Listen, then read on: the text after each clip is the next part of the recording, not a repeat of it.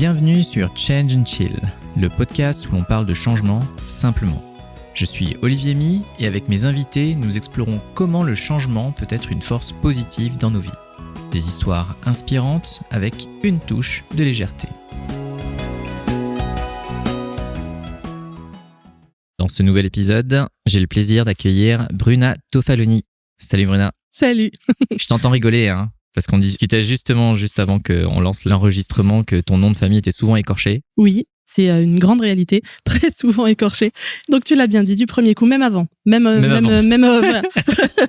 hors micro, c'était bon. Et d'ailleurs, c'est marrant parce qu'il y a donc Tofaloni, mais Bruna, tu es la seule personne que je connais qui a ce prénom-là. Donc ça vient d'où tout ça ? Alors ça vient... en vrai, l'histoire est marrante. Je devais m'appeler soit Charlotte, soit Amandine.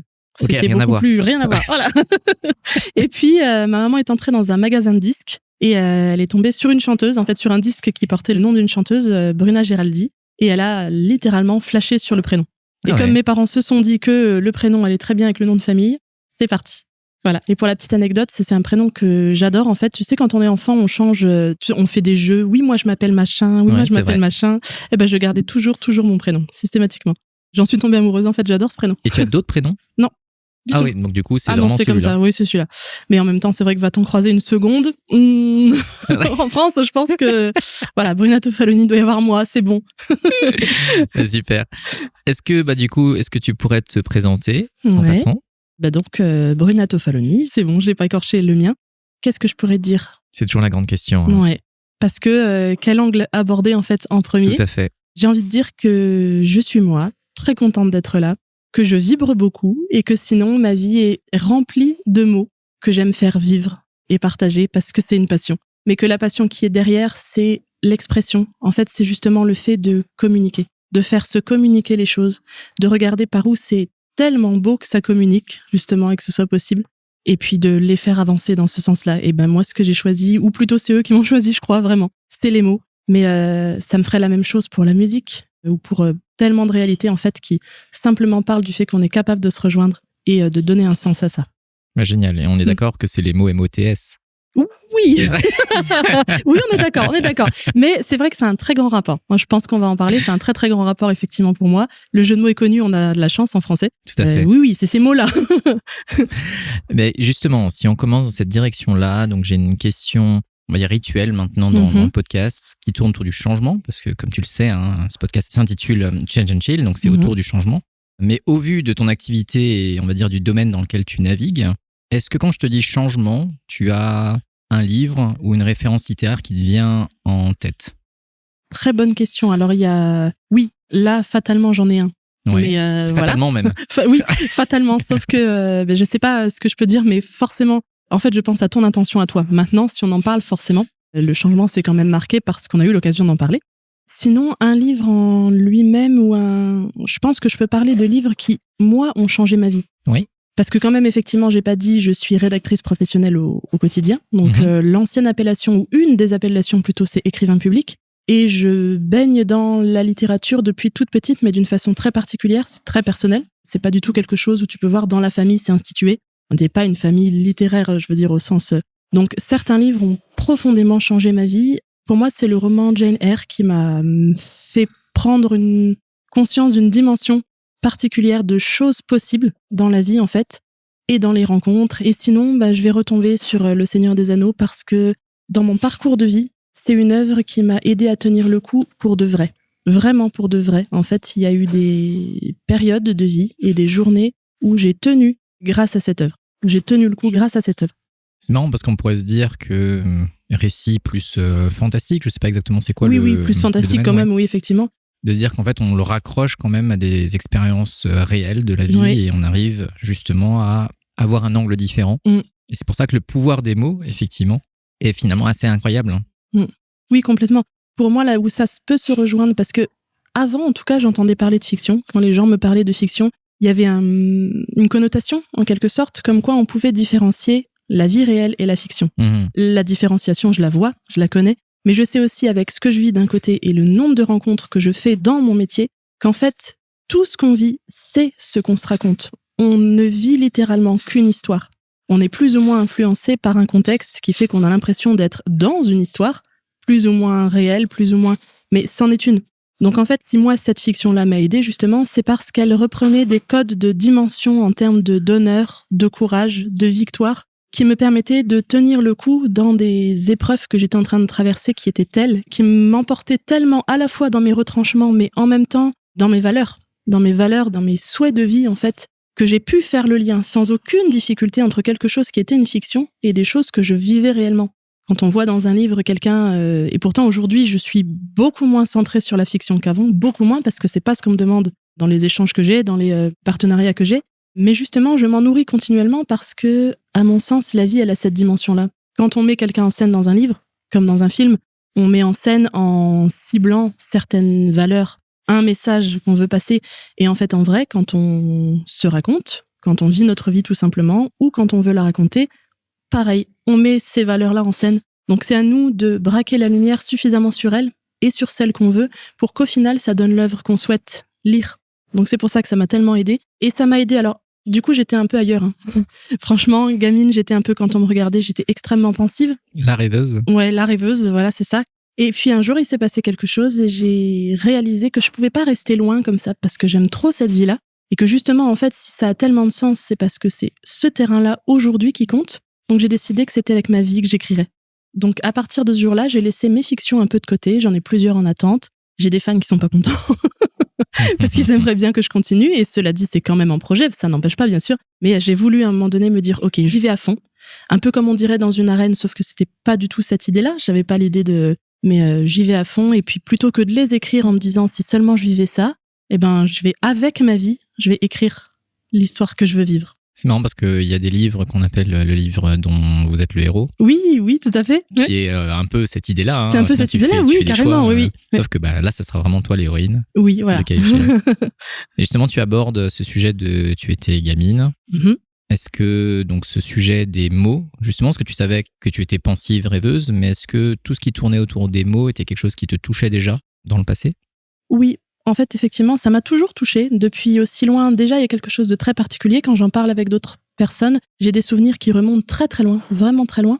Et globalement, je n'oublie pas les choses non plus. En fait, il n'y a pas d'épisode où je puisse me dire « Oh, cette période-là de ma vie, je sais plus trop. » En fait, non. Donc déjà, de toute façon, toutes les choses étaient très présentes. Et elles étaient très présentes dans leur profondeur d'émotion. Je suis l'enfant aîné. J'ai des parents que j'aime à la folie et qui avaient un vécu avant moi déjà très intense, cabossé. Donc ça nous donnait, tant qu'on a été que 3 par exemple, quelque chose de très très particulier. Et je crois que je l'ai regardé, de si petite que j'étais, je l'ai regardé et je voulais vivre justement puissamment. Et ça passait étonnamment par les mots parce que déjà j'aimais qu'on me parle, j'aimais parler. Je crois que j'ai parlé assez tôt. Je sais plus, mais je sais que j'ai parlé assez tôt. Après, pas je veux dire de façon exceptionnelle, mais très vite en tout cas ça m'a marqué. Interagi rapidement. J'ai interagi voilà rapidement. Et du coup oui, c'est vite venu par les mots, et ça je sais pas comment par contre, si ce n'est que on avait très très peu de moyens, donc j'avais 4 livres qui se battaient en duel, et en même temps du coup c'était mes trésors, tu sais, c'était mes... Et à un moment donné, j'ai compris que c'était par les mots que certaines choses allaient pouvoir se passer, que toutes les histoires que j'avais déjà, mais qui pour moi étaient réelles, c'est-à-dire tu vois la barrière fiction n'était pas là. Ouais. Enfin la barrière, c'est pas une barrière justement, mais la différenciation fiction-réalité, pour moi en fait on était en train de vivre une histoire. Je regardais mes parents, j'étais au milieu de tout ça, malgré tout j'étais leur princesse et je me disais mais elle est extraordinaire cette histoire. Enfin je veux dire, tu vois, tu commences un film, tu te dis waouh, ça commence bien. Il suffit de mettre une télé autour de ce que tu es en train de regarder, t'as l'impression de regarder un film. Oui, voilà, carrément, tout à fait.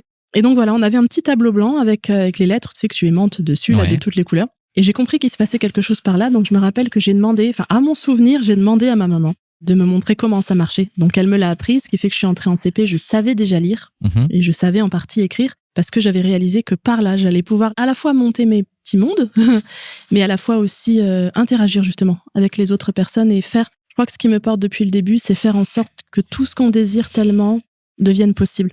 C'est ça en fait pour moi. C'est une matière grâce à laquelle tout devient possible. Et je l'ai senti extrêmement tôt. Parce que là, tu parles donc CP à peu près. C'est ça, hein, ouais, du coup, j'ai dû apprendre, le tableau blanc, j'avais 4 ans et demi, 5 ans. Donc, ça veut dire que tu as effectivement des souvenirs qui remontent assez tôt, mais ça veut dire que tu as le souvenir qu'à l'époque déjà, tu avais cette conscience que les mots, c'était quelque chose qui générait quelque chose chez toi. Oui. Alors, je l'avais comme c'était possible de l'avoir à l'époque. Tout à fait, ouais. Mais je me rappelle de mon engouement devant le tableau blanc en me disant, ça y est, tu sais, tu tiens quelque chose de magique. C'est le même sentiment que j'ai aujourd'hui. Hein. systématiquement chaque matin, parce qu'il faut le dire comme ça, en fait, les gens qui me connaissent le savent, je passe vraiment ma vie à écrire. Comme c'est le métier que j'ai choisi et qu'en même temps, c'est forcément très, alors j'aime pas le mot, chronophage. Ce que je veux dire, c'est que forcément, ça prend du temps. Et c'est du temps que je donne, parce que je sais pourquoi je le donne et pourquoi. Du coup, vraiment, littéralement, vu que soit pour les œuvres en elles-mêmes, ou pour les travaux en eux-mêmes, ou bien pour interagir avec les personnes qui m'ont demandé quelque chose, ou bien je suis systématiquement à l'écrit à 97% du temps. Et donc, chaque matin, quand j'ouvre, parce que maintenant, c'est beaucoup mon ordinateur, même si j'ai toujours mes notes à côté de moi pour écrire à la main, etc. Ma sœur, quand j'ai pas de stylo à porter, elle s'affole. Il y a un truc qui va pas. Je l'ouvre avec le même sentiment de joie et de waouh, d'un côté sacré et d'un côté merveilleux que j'avais gamine devant ce tableau-là. C'est marrant parce que ça me lance une image en tête, tu sais, comme quand tu vois dans les films avec le grimoire que tu ouvres, avec les petites étoiles qui sortent, ou la poussière d'étoiles même autour. Je me dis tous les matins, ça doit être génial de dire, en fait, je peux créer quelque chose de nouveau, je peux créer quelque chose de magique. Et en fait, la vie s'ouvre à moi avec toutes ces possibilités. Voilà, oui, tout à fait, c'est vraiment ça. En plus, là, tu rejoins les étoiles, c'est mon autre... En fait, quand j'étais petite, c'était là-bas que je partais. Et même aujourd'hui, s'il y a des moments, bon, ça le fait beaucoup moins aujourd'hui. J'ai mûri quand même, j'ai choisi justement de prendre cette force-là, parce que je crois que c'est nous qui les choisissons aussi, avec ce qui nous est donné sur le chemin. Je veux dire, mais quelle force on va prendre pour rayonner comment, justement? Et ben, il me suffisait d'aller, je me reportais dans les étoiles. Je partais là-haut en imagination, et puis d'un seul coup, tu vois, tu souffles tout, parce que je prenais de la hauteur suffisamment pour être capable à la fois de relativiser et de même de retrouver un sens. De retrouver un sens quand tout était compliqué, quand tout était très difficile. Donc les étoiles, pour moi, c'est très très parlant parce que c'est pareil, tout le monde le sait, les planètes, les constellations, j'ai plein de petits trucs partout comme si j'avais 16 ans, comme si voilà, parce que oui, mais c'est aussi parce que c'est ce sentiment-là que j'ai en fait, faire briller quelque chose, et bien sûr, c'est souvent très sérieux. Pourtant, on me demande des choses qui sont, parce que ça, je veux le faire passer, profondément sérieuses. C'est justement pour ça que ça m'anime tellement. C'est pas du tout édulcoré. La plupart du temps, justement, on entre dans des partages, dans des domaines de vie ou dans des besoins ou dans des qui sont soit très stricts en eux-mêmes, soit généralement puissamment puissants. J'allais dire puissamment profond, en fait. C'est puissant au carré. Exactement. C'est puissant au carré. Donc c'est pas parce que je parle de paillettes, tu vois, ou d'étoiles, de même dans les yeux, que ça veut dire au contraire. Je crois qu'en fait, j'ai pris conscience de ça. On aime tous tellement cette vie-là, et on est malgré tout fait de sang. Donc il se passe beaucoup de choses où en fait on saigne et où il faut apprendre à se relever, où il faut donc en fait si on peut être là pour aider les choses à s'exprimer ou à guérir ou à évoluer, etc. S'il y a un petit peu d'étoiles, c'est pour ça. Je veux dire, c'est pas parce que c'est fantastique, c'est pas un monde de licorne, c'est pas voilà, mais c'est des choses qui, en vrai, pour de vrai, apportent cette puissance-là, cette profondeur-là dans une vie qui, sinon, est tellement rude, alors qu'elle peut être tellement belle. Enfin, moi, ce qui me porte, c'est ça. Justement, je pense qu'on va continuer le parcours. C'est-à-dire que donc l'école, tu sens que c'est quelque chose qui te porte, et puis on en discutait tout à l'heure en marchant. L'école, pour toi, a toujours été source de plaisir presque, tu disais. Oui, carrément, oui. Quand j'y suis allée la première année, on m'avait prévenu, je savais que je devais, je pense que c'est quelque chose que... Après, mes parents n'avaient pas cette façon-là du tout de l'aborder non plus, ni de me l'impliquer. On me l'a présenté comme une opportunité. On me l'a présenté comme quelque chose qui était, pas qui était obligé, mais qui allait m'enseigner des choses. Et c'est devant ça que je me suis retrouvée. En fait, je me suis prise de passion pour l'école. Ça a toujours été comme ça. J'ai eu la chance aussi, c'est vrai, si j'avais besoin de manquer, par exemple, et ça arrivait parce que j'ai vécu en montagne très très haut, donc des fois tu te réveilles du jour au lendemain, t'as 1 mètre de neige, ce jour-là t'y vas pas, ouais, tu vois. Donc c'est vrai aussi que j'avais cette liberté-là de sentir que j'étais pas attachée, parce que mes parents ne l'auraient jamais et ne l'ont jamais fait comme ça. Ils me faisaient prendre conscience au fur et à mesure des opportunités que j'avais. Et puis, mis à part ça, c'était à moi de me positionner pour ça. Et je crois que, par exemple, je nouais à chaque fois un lien très particulier avec les profs, mais même de moi à moi-même. C'est arrivé très souvent que ce soit avec eux, mais de moi-même à moi-même, je me disais, la personne, elle est là, elle s'engage pour te transmettre quelque chose. Pourquoi juste tu réponds pas? Tu vois, on revient toujours à la communication. Ouais. C'est-à-dire, en fait, l'importance que j'y mettais, au-delà d'apprendre quelque chose qui, du coup, m'intéressait dans le sens, c'est un nouveau domaine. Pourquoi tu vas pas voir? Je veux dire, c'est un petit peu comme dans un parc d'attractions, celle-ci, tu veux pas. Ouais. Pourquoi celle-ci tu veux pas? Et ça fait partie de faire peur, du ce truc qui va vite là et où les gens ils crient là, c'est un peu bizarre. C'est chelou quand même, on sait pas très bien vers quoi on va. Donc oui, voilà, ça fait tout à fait cet effet-là. Donc je me disais, je vais voir. Et il y a des fois, je suis allée voir en rouspétant parce que c'est vrai que bien sûr, j'ai eu des matières avec lesquelles c'était compliqué, mais j'arrivais pas à concevoir de pouvoir ne pas m'engager alors que quelqu'un était en face de moi en train d'essayer de me donner quelque chose. du moment que je voyais bien que la personne, elle y mettait son cœur, que c'était que c'était une. Donc oui, c'est un contexte que j'adorais et que. Mais du coup, ça me fait penser. Est-ce que tu as eu dans ton parcours scolaire, donc après quel qu'il soit, un prof un ou une d'ailleurs, qui te reste en mémoire parce que cette personne, je sais pas, a fait quelque chose de particulier? J'en ai plusieurs. J'ai celle de CP, en fait. Alors, donc, du coup, la toute première. Ouais. En fait, je pense que c'est pour ça aussi, c'était la maîtresse à l'époque, comme on disait. Et alors, moi, la maîtresse, je l'adorais. Et voilà, on a passé une année parce qu'elle avait dit à mes parents que j'avais une imagination. Alors, je l'ai entendu dire ça aussi. C'est vrai que ça m'a marqué très fort. Elle avait dit que j'avais une imagination absolument... mais tu vois, elle le disait pas devant moi. Je l'avais entendu dire ça à ma mère. Donc, ça a aussi beaucoup compté parce que j'étais pas censée être témoin de ce qui se disait. Et en fait, elle a vraiment dit que à son époque, elle avait jamais vu ça. Enfin, que c'était quelque chose qui, chez moi, était vraiment extraordinaire d'après elle. Donc, on avait un lien qui, moi, me paraissait fort, que voilà, je l'aimais vraiment beaucoup. Et à la fin de l'année, quand il a fallu passer en CE1, j'avais mon petit cœur, voilà. J'avais un déchirement, comme ça fait toujours, même depuis, en fait, parce que l'implication est toujours très forte. Et j'avais beaucoup de peine. Et avant de commencer les vacances, les grandes vacances, en plus, c'était vraiment compliqué. Donc, il y a ma maman qui m'avait appelée puis qui m'avait dit, bon, écoute, je vais te dire quelque chose, j'étais pas censée te le dire maintenant, normalement. Mais là, quand même, en fait, ta maîtresse, elle a décidé de s'occuper aussi des CE1 l'an prochain. Comme ça, elle sait qu'elle te garde aussi. Donc, j'ai eu la chance de l'avoir une deuxième année. Et ça, c'est vrai que c'était super chouette. Donc, il y a eu elle et puis il y a une prof de français plus tard. Elle, c'était en 5e.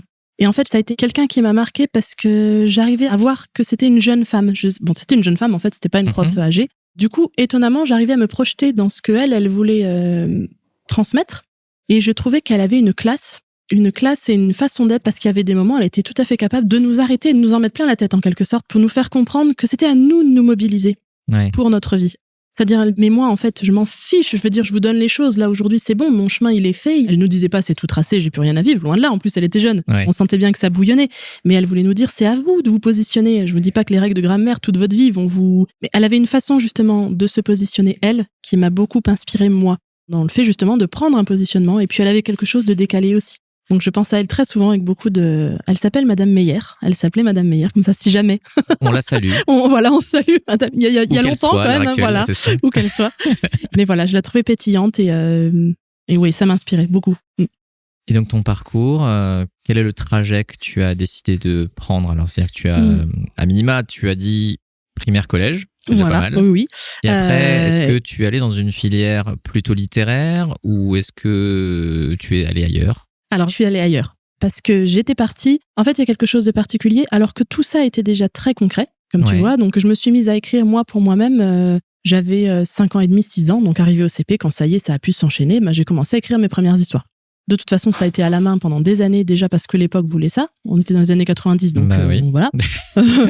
Et puis, en plus, j'aimais ça, comme ça aussi. Et puis, les moyens, de toute façon, j'ai pas eu les moyens avant longtemps d'avoir accès à autre chose. Mais donc, en fait, j'écrivais mes petites histoires sur mes, ou alors des poèmes, ou alors je composais des journaux entiers, tu sais, des magazines. Je me faisais des petits encarts avec des reportages. D'un autre côté, c'était une petite histoire au milieu de tout ça. Je faisais les illustrations, des bandes dessinées. C'est des choses que tu as toujours? Non, mais justement, pour ce que je vais raconter après, je n'ai plus rien de tout ça parce que j'ai tout perdu. Voilà. Et donc, j'étais partie par là. Donc, comme tu vois, c'était déjà très concret. Au collège, quand je faisais une rédaction, les profs, ils ressortaient de là, les profs de français, en disant, on va la lire. Hein. Donc voilà, je me retrouvais à force, c'était devenu... Je comprenais pas trop, si tu veux. On lisait mes rédactions devant la classe, je voyais tous les élèves être contents et pour moi, c'était vraiment... Alors après, il y a eu un truc, c'est que c'était moi qui les lisais parce que les personnes aimaient bien aussi comment je prenais le ton, ma voix, tout ça. Et si tu veux, pour moi, j'avais pas conscience que c'était pas le cas pour tout le monde. Donc, forcément, on est centré sur soi déjà au départ. Voilà, donc c'était vraiment quelque chose que je voulais effectivement rayonnant et déjà à la portée des gens. J'avais pas du tout conscience que éventuellement ça m'était un peu à part ou pas déjà. Mais c'est marrant parce que du coup, quand tu commences à prendre la parole, parce qu'au final tu fais ça, tu es déjà en train de rayonner sur les gens et d'avoir un impact sur leur perception des choses, sur je sais pas comment est-ce qu'ils appréhendent aussi les mots, l'exercice de la rédaction, l'exercice de la présentation. C'est quand même fort de se dire que juste ça, qui peut-être apparaît pour la plupart des gens, en tout cas avec qui j'ai pu discuter, plutôt comme une peine et une punition, tu vois. Parce que moi, j'ai des personnes qui m'ont dit il n'y a pas très longtemps, moi je me rappelle, on nous forçait à réciter nos poèmes, etc. Tu vois. C'est marrant d'avoir une couleur différente, de se dire, en fait, toi, c'est quelque chose qui t'illuminait et qui, on va dire, dans l'histoire que tu nous racontes, illuminait aussi les autres. Et c'est quelque chose qui est bien de voir. Et bon, je m'en suis rendu compte assez tôt, mais en n'ayant pas conscience que c'était particulier, pour dire ça comme ça, parce qu'en fait, c'était suffisamment intime et suffisamment alors je sais pas si on peut dire inné, d'autant que je sais qu'il y a une notion scientifique autour du terme, donc mais je veux dire pour moi c'était là tellement instinctif en tout cas, à mon sentiment depuis toujours que. Et donc ce qui s'est passé, c'est que je n'avais pas pourtant de moyen de me projeter dans un avenir professionnel, ou ce genre de choses, ouais. Parce que dans notre famille en fait on ne vivait pas comme ça, je l'ai expliqué tout à l'heure, on était un peu comme des sauvages, mais il faut y mettre un beau sens du terme parce que mes parents, voilà, la montagne, donc très loin en montagne, on a vécu sur le plus haut plateau, je crois que c'est le plus haut plateau des Pyrénées, si ce n'est le plus haut plateau habité d'Europe, mais ça je suis plus sûre de l'info, ce serait à vérifier. Du coup, vous preniez tout le monde de haut alors? Oui, voilà. On est allé se mettre là-bas exprès, voilà, exactement. Et on toisait tout le monde. Donc non, il y avait un côté où en fait mon père justement, mais c'était un petit peu ça, il avait tellement soif de liberté de cette façon-là, et ma mère l'a tout autant, mais ça s'exprime, quoique non, mais disons que bon, bref, on est allé vivre là-bas, mais en fait ma petite sœur est née malade, et ça a tout emmené avec soi. Toute notre histoire, toute notre... c'est scellé à partir de là, en quelque sorte. Et c'est devenu tellement fort de toute façon. Et c'est que moi, j'avais pas le moyen. Je voyais vraiment au jour le jour et je voyais les choses dans leur dimension intérieure, leur dimension, alors intérieure, mais leur dimension de possible. Tu vois, leur dimension de potentiel. Ouais. Du coup, de toute façon, je me projetais pas trop déjà. Mais bon, on me faisait prendre conscience que quand même, et puis bon, pendant ce temps-là, il y a eu un déménagement. Je suis quand même repartie parce que je viens pas du tout de la montagne au départ. Je suis née à Soissons, moi, donc à 1 heure au nord de Paris.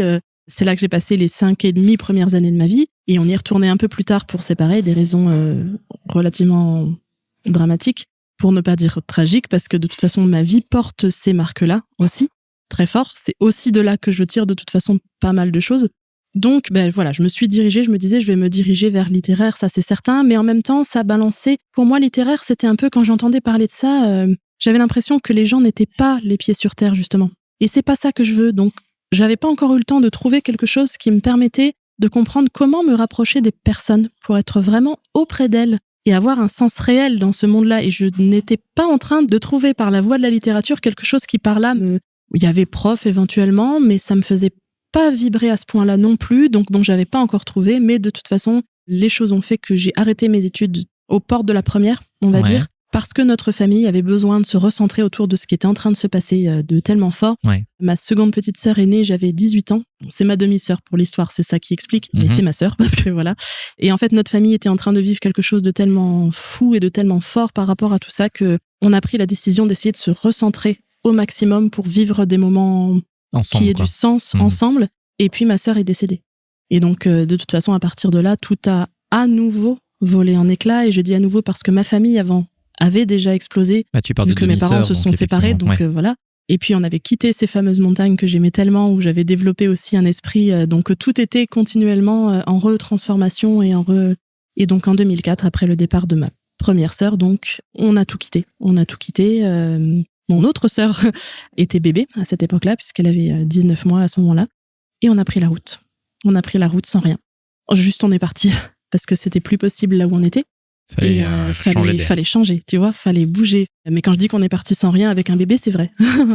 Au moins avec une voiture. Voilà, avec la voiture. On avait effectivement, on avait la voiture, on avait ce qu'on avait pu y mettre dedans. Et puis, on y a vécu quelques mois. Vraiment littéralement vécu.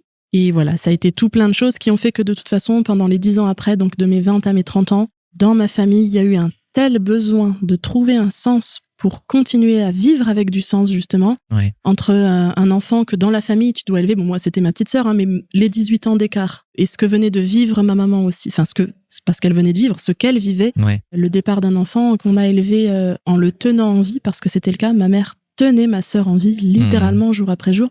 Et elle se retrouvait maintenant avec moi qui vivais tout. Et puis ma petite sœur qui était un bébé, et puis mon beau-père dans tout ça. Donc, waouh, c'est un puzzle. Tu te dis les pièces, comment elles font pour tenir ensemble, mais il faut qu'elles y arrivent. Donc, j'ai passé ces 10 années-là à recentrer autant que possible et simplement, à être disponible pour cette réalité-là de vie, pour voir comment ça pouvait se reconstruire, pour voir comment ma sœur allait pouvoir avoir ses premières années de vie avec du sens, avec tout le bonheur et toutes les possibilités qu'elle avait besoin de voir s'ouvrir devant elle, forcément. Et voilà. Et ça a été une époque, par contre, où j'ai énormément écrit en fiction, pour le coup. Là, tu vois.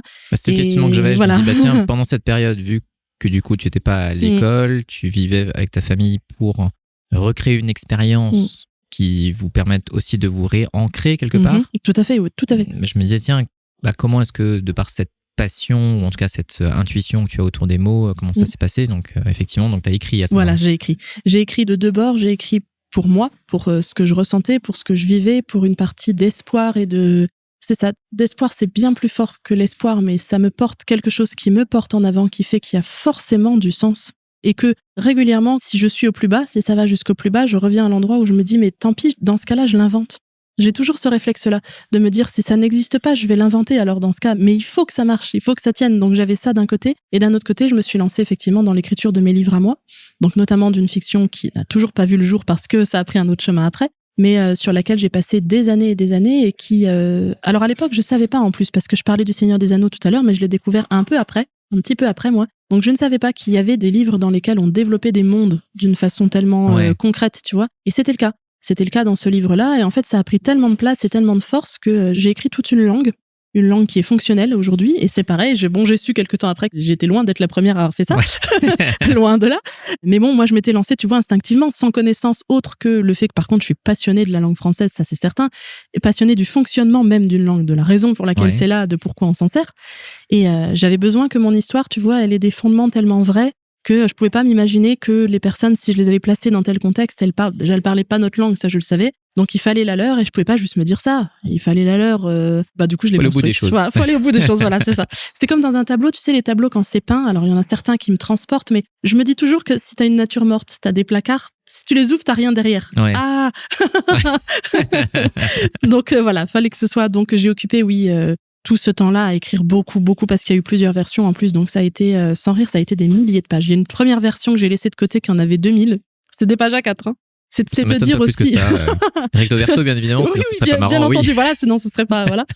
C'est te dire aussi presque la furie en quelque sorte, mais la furie comme la mer en furie. Pour donner du sens, pour avoir du sens, il fallait que ce soit vrai, il fallait que ça existe, il fallait que ces échanges. Donc en fait, dans mon livre, les personnes allaient jusqu'au bout d'elles-mêmes. Elles apprenaient le courage, elles apprenaient par où ça passait, elles interagissaient. Et je crois que je me suis donné le moyen par ça.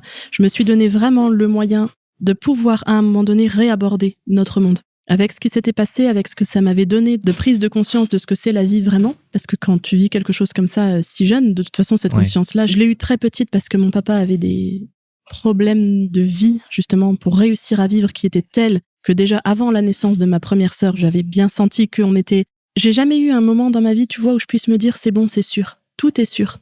Tout est sûr, tout est calme, tout est en sécurité, jamais. Je l'ai jamais eu. T'as été dans une sorte de déséquilibre permanent. Voilà, c'est ça.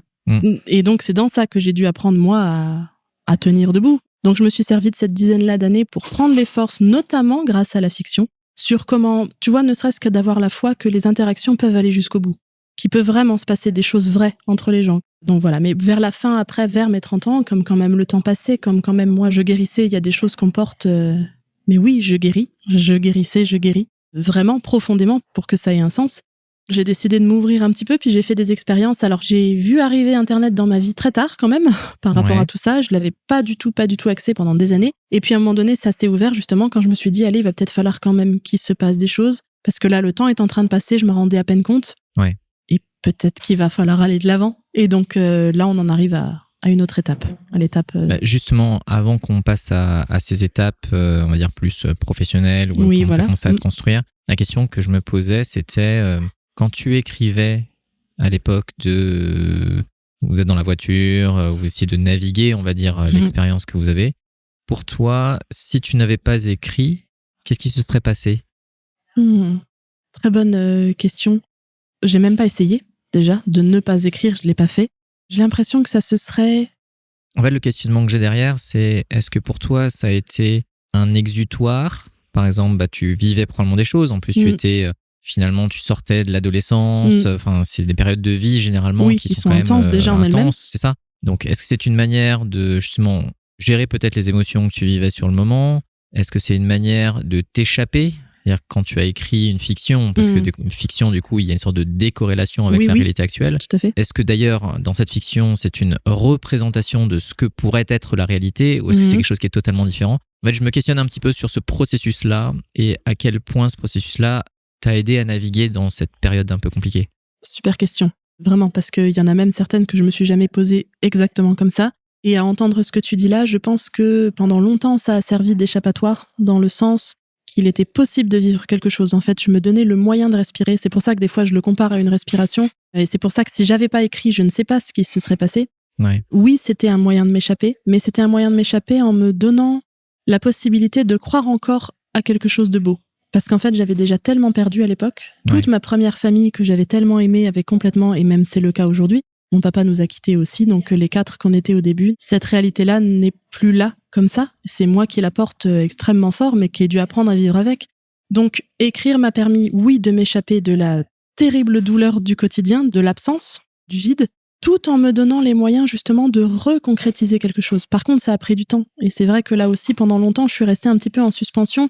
Dire la personne, je suppose qu'on devait me croiser et se demander où j'étais un peu, pour le peu qu'on pouvait me croiser à l'époque. Parce qu'en fait, j'étais en train, dans ce que je concevais, dans ce que j'écrivais, de me donner les moyens de croire à nouveau, par exemple, à l'amitié, de croire aux rencontres, de croire au fait que c'était pas possible. En fait, très honnêtement, je ressens les choses si fort. Ce que je le ressens si fort que c'est juste pas possible que ça n'aille pas plus loin et que ça n'ait pas de sens vers un aboutissement merveilleux. Pour moi, c'est comme ça et les choses doivent être couronnées, si tu veux, de tout ce qui fait que c'est beau et de tout ce qui fait que c'est vrai. Donc, par l'écrit, par ces fameux personnages de fiction que je porte très très fort, que je connais par leur nom, je connais leur caractère, et il y en avait qui étaient dans un état catastrophique, hein. Je veux dire, justement, tu vois, c'était pas, voilà, forcément. C'était justement le moyen d'aborder à nouveau les gens, d'aborder à nouveau, parce que quand tu vas les voir, quand tu croises des personnes et que t'es toi-même tellement bancal, enfin, je veux dire, j'ai le souvenir, par exemple, on cherchait une maison, enfin, on cherchait un endroit où habiter à un moment donné. On habitait sous les toits, à cette époque-là, dans d'anciennes chambres de bonne.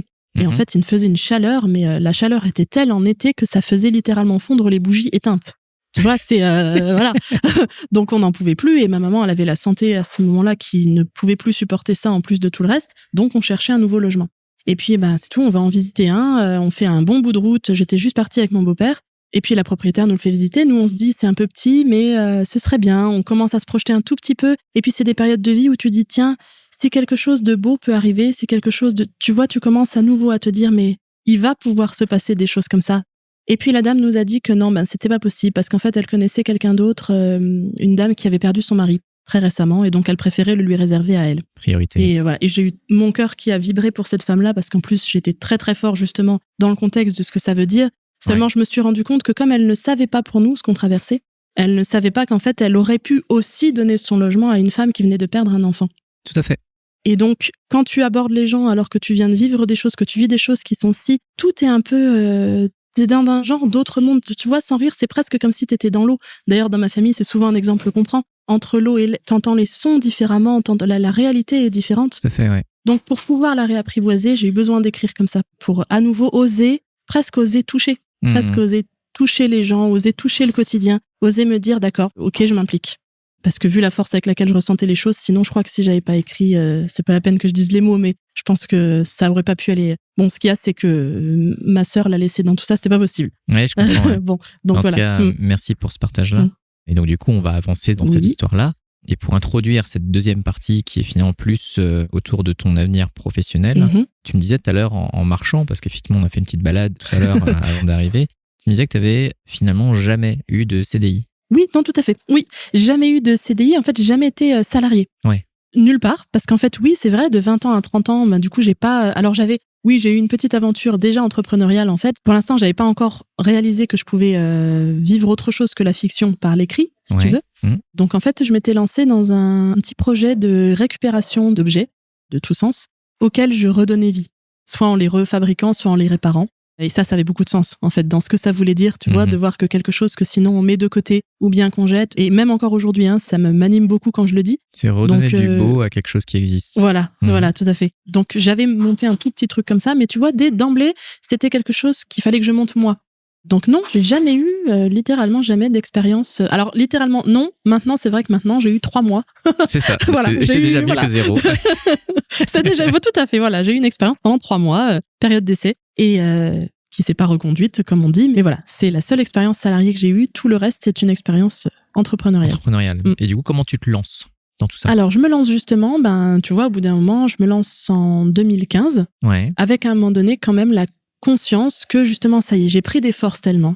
Et justement, je suis porteuse d'un feu, on dirait presque, en fait, en tout cas, de quelque chose de vivant qui je peux pas enclore là, laisser là. il faut que ça aille vers les personnes. Donc ça, j'en prends conscience puissamment. Ça met des mois quand même, mais... Puissamment au carré encore. Puissamment, avec moi, je crains. Parce que j'emploie toujours des mots où on se dit, ça y est, le superlatif est déjà là. Et en fait, j'ai toujours envie de le mettre plus. Donc puissamment au carré, voilà, c'est ça. Parce qu'en plus, c'était tout un truc. Tu sais, je vivais assez isolée. Et puis même dans ma famille, comme on était là où on s'était retranché en quelque sorte pour guérir il allait falloir accepter de faire une brèche entre guillemets à cette sécurité-là qu'on avait réussi à reconstruire, mais je savais que j'allais pas pouvoir passer juste ma vie comme ça, et puis j'avais envie de vivre des choses. C'était ça aussi, c'était retrouver le fait que ça y est, j'avais envie de vivre des choses, qu'il allait falloir mettre ça en avant, qu'il allait falloir oser le dire et oser le faire. Et donc je savais que ça passerait, enfin je sais pas si je savais ou si je me suis dit je veux que ça passe par quelque chose de professionnel, mais professionnel pour moi du coup c'était une façon d'aller à la rencontre des gens et d'avoir une dimension justement dans la mission, Et un matin, donc la vraie histoire, c'est ça, je la raconte de temps en temps, c'est pour ça que je dis ça comme ça, mais c'est vrai. Je me suis réveillée, donc tu te réveilles, tu t'assieds sur ton lit, et vraiment, j'ai eu le sentiment d'avoir les mots qui s'inscrivaient devant moi, écrivain public. J'ai eu l'impression d'avoir les lettres, justement, parce que c'est tellement fort pour moi que quand j'ai les mains au repos, très souvent, j'écris avec mes mains comme ça, là, sur la table. Ouais. Je sais que mon père me faisait remarquer ça quand j'écris vraiment continuellement. Donc, écrivain public, d'un seul coup, je me suis dit, et ça a fait, mais alors dans ma tête, ça a fait un truc, genre ça y est, c'est l'accélérateur de particules, le truc, ça s'est fait. Oh punaise, pourquoi pas avant, tu vois? Alors bon, avant, ça n'aurait pas eu de sens, mais à ce moment-là, je me suis dit, mais c'est tellement évident, je suis restée un peu sidérée. Je me rappelle, je suis restée assise comme ça, sidérée, à me dire, oh, je crois que j'ai trouvé, je crois que vraiment j'ai trouvé. Juste après, il s'est passé quelques minutes, je me suis dit, mais oui, mais ça existe, écrivain public aujourd'hui? Et c'est ce que je te disais tout à l'heure, je me suis dit, mais je m'en fous. Alors là, je m'en fous, je réinvente tout, je trouve le moyen, je trouve le débouché. Mais moi, je te dis... de ce que j'entends, c'est que du coup, les mots te sont venus à l'esprit, mais tu ne savais pas si c'était déjà une profession. Non, alors je connaissais ce nom-là depuis longtemps même, parce que je savais que ça avait existé. Si tu veux, j'avais un peu l'historique, et les écrivains publics ont eu vraiment un pic d'activité sous ce nom-là. En fait, quand l'écriture s'est démocratisée, alors pas quand elle est arrivée quand même, parce qu'à cette époque-là, c'était presque les scribes ou les copistes, les moines copistes qui... voilà.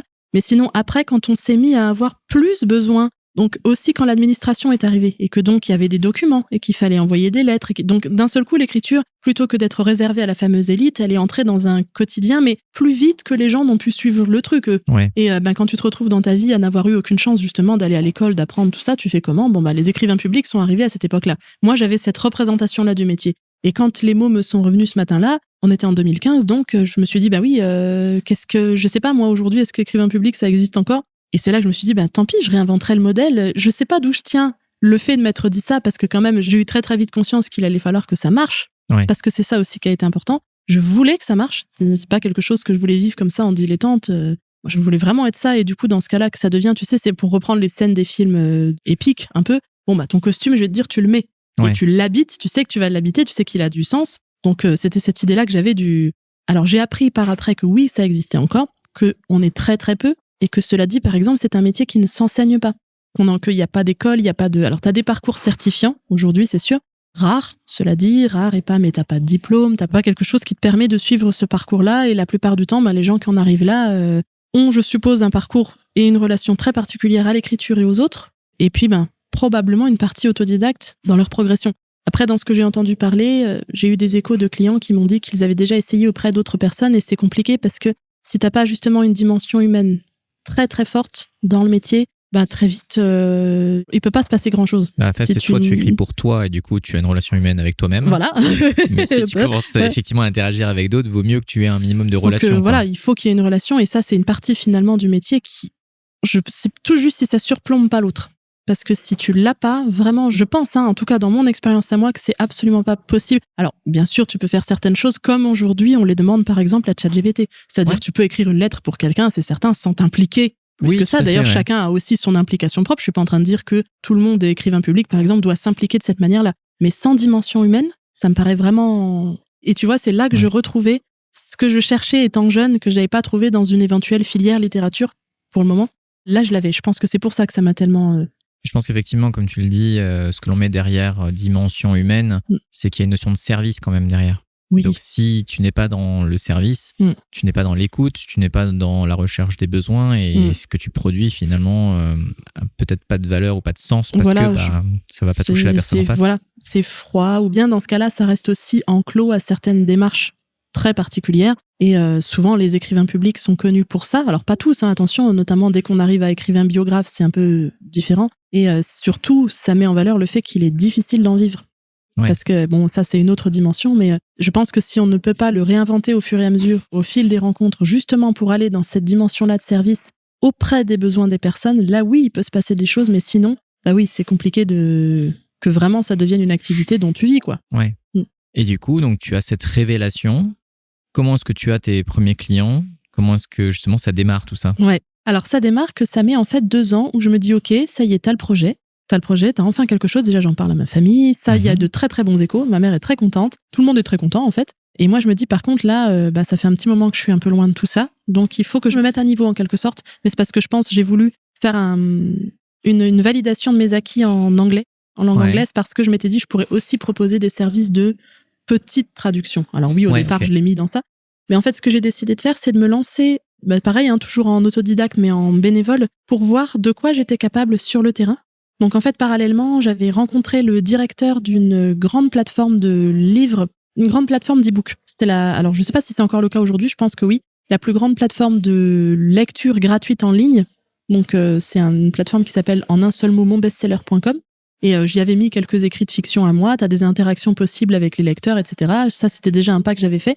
Mais j'avais rencontré le directeur, le courant passait très très bien. Et il m'a proposé de l'aider dans plusieurs tâches, en fait, d'écrire des articles, de le seconder en quelque sorte. Et donc là, je me suis dit, là, c'est très bien. Tu fais tes armes pour voir si d'un point de vue organisationnel, d'un point de vue relationnel, etc., t'es capable de le faire. Donc je me suis donné à peu près 2 ans, le temps de faire ça, le temps de trouver un peu de financement, le temps de comprendre comment on monte une auto-entreprise, le temps de réfléchir à tout ce dont j'allais avoir besoin, de trouver un nom, de trouver... Parce qu'en fait, c'est vrai que dès le début, ça a pris un aspect d'organisation très très fort que j'ai encore aujourd'hui. Je voulais vraiment mener l'activité je savais que tout devait être carré. Ouais. Carré dans l'organisation, je veux dire. Je voulais que ce soit propre, je voulais que ce soit bien monté, je voulais que ce soit fonctionnel. Donc j'ai passé de 2015, je sais plus exactement quand, du coup, jusqu'à... j'ai lancé l'activité en janvier 2017, donc pas tout à fait 2 ans non plus après. Et le pari que j'avais fait, comme je pouvais pas avoir de cabinet et que je voulais pas surtout parce que je me disais les frais, je sais pas du tout comment je vais les amortir si ça... on était à l'ère d'Internet. Du coup, je me suis dit, je lance en ligne. Donc j'avais une première version d'un site Internet. Et puis, je m'étais inscrite, alors là, j'ai bombardé par contre, je m'étais inscrite sur tous les sites qui mettent en relation les particuliers et les professionnels, ou bien les professionnels et les professionnels, pour des besoins de service, tu vois. Ouais, donc c'est des plateformes comme on les connaît aujourd'hui. Comme on les connaît, comme on aurait Malte. Alors à l'époque, justement, il y en avait beaucoup et moi, je trouvais l'idée encore assez neuve et je n'ai pas conscience de si ça existait depuis longtemps ou pas, honnêtement. Mais j'ai fait une recherche de folie sur le nombre qu'il y avait. J'ai créé, alors à chaque fois, c'est un profil un peu différent, c'est un profil... Oui, ça c'est malheureusement ce qu'on rencontre tous. Voilà. Et j'ai bombardé, je me suis mise sur autant de présences et autant de plateformes que possible. Résultat, j'avais ma première cliente le lendemain. Attends, si je me rappelle bien, c'est le lendemain ou c'est 2 jours après. Parce que moi, c'est le 14 janvier. Et oui, c'est ça, elle m'a appelé le 15 ou le 16. Et je l'ai encore aujourd'hui. C'est encore une dame que j'accompagne aujourd'hui. Presque 9 ans après, du coup. Ouais. Et un second client 2 jours après elle. Donc, les 2 premiers dans la même semaine, jamais je m'y serais attendue parce qu'effectivement, j'avais que ma présence en ligne. J'avais que... Et voilà, ça a commencé comme ça. Dans la première année, j'ai eu mes premiers 8, je crois. 8-10 clients. J'aurais pas pu en vivre la première année, c'est sûr, mais j'avais au moins de quoi réaliser que oui, ça pouvait tenir le coup vraiment, et que si je m'y prenais bien et si je me mettais à fond, ça allait pouvoir donner quelque chose qui avait vraiment, vraiment du sens. J'étais trop contente. C'était des vrais clients, parce que tu aurais pu très bien commencer par ma mère, mon père, oui, beau-père, c'est vrai, oui, tout à fait, ouais. Tu vois, alors que là, vraiment, tu t'es lancé dans l'inconnu avec la passion et finalement l'espoir de tout ce qui va arriver. Tout ce qui, voilà. Parce que je dis même pas tout ce qui pourrait arriver, parce qu'il y a une conviction que ça va arriver. J'ai l'impression, en tout cas. Oui, tout à fait. Et là, tu as vraiment des vrais clients. Et ces projets, c'était quoi alors? Ça ressemblait à quoi? La première chose qu'on m'a demandé, c'était un accompagnement administratif. Donc, c'était une dame qui se reconnaîtrait, que j'embrasse, qui rencontrait des soucis avec sa hiérarchie. Okay. Parce que elle était porteuse d'envies particulières. Elle intervient dans le monde de la petite enfance, de l'accompagnement à la petite enfance. En fait, il y avait vraiment des gros soucis dans sa hiérarchie parce que les gens l'avaient prise en grippe, probablement parce qu'elle osait des choses. Ouais. Et donc, elle avait besoin d'aide pour que quelqu'un mette des mots sur ça et arrive à faire entendre sa situation. Et elle se le sentait pas du tout. Donc, moi, je me suis impliquée dans le truc dès le début. Mais ce qui était très particulier, même aujourd'hui, je le dis c'est qu'effectivement, j'avais aucune idée de comment ça marchait, comment j'allais. Donc, j'ai, en même temps que je l'ai vécu, découvert, alors, tout le côté annexe dans le sens facturation, suivi de ceci, suivi de cela. Toi, tu avais la compétence des mots, mais ensuite, il a fallu la contextualiser à son domaine, à ses problématiques, pour répondre à son besoin. Voilà, tout à fait. Et ça a été comme ça pendant les quelques premières années, jusqu'à ce que finalement, aujourd'hui, ce soit beaucoup plus Alors fluide, de toute façon, j'ai jamais ressenti, il n'y a pas eu de tiraillement, tu vois, il n'y a pas eu de frottement, de toute façon, tout le parcours a été fluide. Par contre, aujourd'hui, ça va globalement beaucoup plus vite. C'est un peu comme tu dirais qu'un cours d'eau a repris de la vitesse, parce que il s'est épaissi, il est devenu plus grand, son lit est plus grand, et waouh, aujourd'hui, tu as du tir en dos. Déjà, moi-même, j'écris beaucoup plus vite qu'avant. Ouais. Je lis aussi beaucoup plus vite, et ça, je sais que c'est un truc dans mon entourage il me suffit d'avoir une page devant, je capte et je garde le message. Mais heureusement, parce que sinon, vu ce que j'aurais pas pu tenir, tandis que là, il y avait la lenteur des débuts, voilà, avec tout ce que ça... Donc voilà, la toute première chose qu'on m'a demandé... Parce que du coup, ça n'a pas directement un lien, on va dire, avec l'écriture de fiction ou l'écriture de livres derrière, quoi. Là, c'est vraiment comment est-ce que je mets sur le papier des choses que je n'arrive pas à exprimer. C'est ça que je comprends. Tout à fait, c'est vraiment retranscrire finalement quelque chose de moins intelligible en quelque chose d'intelligible. En quelque chose d'intelligible, en quelque chose qui puisse... En fait, ce qui m'anime, c'est ça, c'est de percevoir un message avec son intention. Parce qu'en fait, ce qui est incroyable, c'est qu'on fait un effort phénoménal pour communiquer. Je pense qu'on ne le dit pas assez aussi, parce qu'on insiste sur l'importance, souvent, de la communication, ou sur tous les problèmes qu'il peut y avoir quand il n'y a pas assez de communication, etc. Mais en réalité, la communication demande une sortie de soi-même, une énergie, c'est phénoménal. Et je crois que je respecte ça infiniment. Donc quelqu'un qui est là avec un message dont il est porteur et que tu verrais un petit peu embarrassé, tu sais, mais embarrassé parce que c'est comme ça, si tu veux, juste parce qu'il le porte et que voilà, t'as le sac il est lourd ou tu sais pas comment le mettre ou bien et que tu vois qu'il déjà il fait l'effort de l'apporter. Après il fait l'effort de venir te l'expliquer alors que c'est sa propre vie. C'est énorme. Enfin moi ça me paraît énorme. Et du coup, oui, moi j'ai qu'une envie dans ce cas-là, c'est de prendre le message avec l'intention de la personne. Donc ça comprend sa personnalité, ses idées, sa façon de penser, pourquoi elle en est là, quelles émotions elle veut y mettre ou surtout pas y mettre, parce qu'évidemment, on peut avoir ça aussi. Tout à fait, oui. Moi, en fait, ça, c'est devenu quelque chose qui me forme. Je fais une parenthèse, mais c'est une hygiène de vie, c'est presque une philosophie. Parce que pour y arriver, je dois être le plus transparente possible. C'est pour ça aussi que je m'éclate, de toute façon, parce que ça correspond à ce que je suis. Mais il faut vraiment que je sois naturelle et entière tout le temps, parce que sinon, je pose, même sans le voir, des genres de paravents qui font que le message des personnes dont je vais être à un moment donné, juste à un moment donné, la détentrice, il pourra pas passer de la façon la plus transparente possible. Alors il faut. Moi, je suis juste là, l'instrument entre les deux. Je veux arriver à la fin à ce que les personnes me disent, ouais, c'est bon, là, c'est bon, Donc, alors, tout dépend évidemment de la qualité, entre guillemets, des échanges, dans le sens, qualité, là, c'est pas une échelle de valeur, c'est comment on y arrive, comment ça circule, tu vois, dans quelque chose, une huile plus ou moins raffinée, quelque chose de... il faut en tout cas que ce message-là, je le porte et que, en même temps, au passage de ça, je lui donne quand même, ça c'est le truc que j'adore, je lui donne de l'élan. Il faut que j'arrive à lui donner, tout en conservant l'intégrité de ce que la personne veut dire au départ, il faut que je fasse en sorte, comme si j'ajoutais un petit peu de poudre magique dans tout ça, pour qu'il puisse atteindre sa cible. Et ça, je pense que c'est la partie un peu... ce qui fait que, en écoutant, je pense que j'aime beaucoup ce qui est argumentaire, mais argumentaire dans le sens par où tu peux appuyer, sur quelle pédale, en fait, en gros, un peu comme dans un choix musical, tu vois, à nouveau, quelle intensité tu mets à quel moment très précis, très, très particulier, pour que, à ce moment-là, tu sais que c'est ces émotions-là que ça va faire bouger. Ouais. C'est obligé, tu vois. Et comme ça, tu fais en sorte que le message, tu maximises ses chances en quelque sorte, sans le tordre du tout, au contraire, en le laissant tel quel, mais en choisissant les moments d'interprétation, d'intensité, pour qu'il puisse atteindre son but. Et donc, effectivement, là, cette première dame, je découvrais ça, et ça a été ça, et c'est resté ça, en fait, quels que soient les projets qu'on m'a demandé. Parce qu'en fait, on m'a pas demandé de fiction, de construire de la fiction. Ouais. D'en construire, je veux dire, on me l'a jamais demandé. On m'a demandé d'intervenir en correction, en contrôle qualité, en accompagnement éditorial, etc. Mais pas en création. Voilà. Donc. Et du coup, entre ce moment-là, qui est vraiment tes débuts, et là où t'en es aujourd'hui, est-ce que tu peux nous en dire un peu plus ? Qu'est-ce qui s'est passé ? Qu'est-ce que t'as appris sur le chemin ? Qu'est-ce qui t'a construit, du coup ? Alors, je pense que ce qui m'a le plus marqué, et ça, c'est ce que je te disais juste avant qu'on commence, c'est l'histoire de confiance. Ouais. En fin de compte, ce que j'ai découvert, c'est qu'à chaque fois, c'est une question de confiance, celle qu'on m'accorde, et celle que j'ai à charge de créer immédiatement à chaque fois. Donc, à chaque nouvelle personne que je rencontre, déjà, j'arrive neuve. Alors, j'arrive avec mon expérience, maintenant, je suis contente. Parce qu'il n'y a pas si longtemps que j'arrive à pouvoir me fier à ma propre expérience. Il y a quoi ? Il y a peut-être 2 ans, à peu près 2 ans, où je me dis, ça y est, je commence à avoir un peu de bagage pour pouvoir arriver en disant... Vous inquiétez pas, ça fait un moment que je fais ça. Parce que de toute façon, avant, j'avais l'habitude d'arriver en refaisant systématiquement mes armes. Ouais. Donc, je crois que cette histoire-là de confiance a pris tellement de place qu'aujourd'hui, ce qui me motive, c'est pas tant d'écrire, même si j'adore ça fondamentalement. C'est vraiment d'honorer cette confiance-là et d'aller aussi loin que possible pour... J'ai la chance de rencontrer ces gens-là. Tu vois, là, je sens que je suis très émue. Parce que je les rencontre, j'ai tous ces messages à recevoir et à faire transiter. C'est une histoire de confiance. On va aller jusqu'au bout. on va aller jusqu'au bout, on va y arriver, je trouverai le moyen de rendre ce message-là. Donc, je crois que ce qui me marque le plus, c'est ça, c'est que finalement, chaque rencontre devient une histoire. Plus ou moins, voilà, des fois, ça se termine franchement en amitié, des fois, c'est des gens que je rencontre juste. Mais bon, c'est très rarement un one-shot. Très souvent, quand même, en fait, il y a d'autres demandes par la suite et on reste en relation.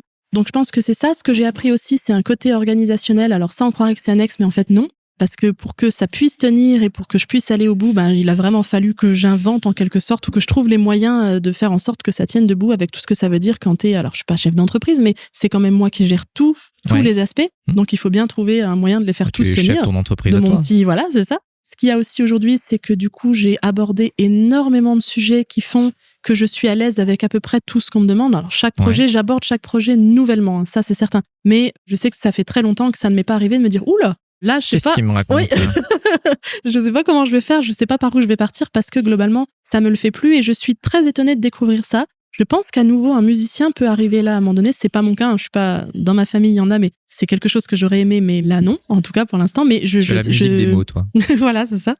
Et je pensais pas que je pouvais arriver dans cette mise au service des gens à un endroit où d'un seul coup ce soit, effectivement, comme quand tu te mets au piano et que c'est bon, ça peut couler parce que les gammes, tu les as. J'ai presque l'impression d'avoir des gammes. Ouais. Alors, c'est une façon de parler et pourtant, bien sûr, tout va devoir se réinterpréter au fur et à mesure, mais j'ai un positionnement qui permet, en fonction, je capte ce que la personne me dit, son besoin, etc. Et moi, je ne me retrouve plus comme dans les débuts aussi démunie, en quelque sorte, devant le projet à me dire, bon, alors là, par où ça va passer? Alors que pourtant, c'est toujours très nouveau à chaque fois. Donc, je pense que ça, c'est le grand apprentissage.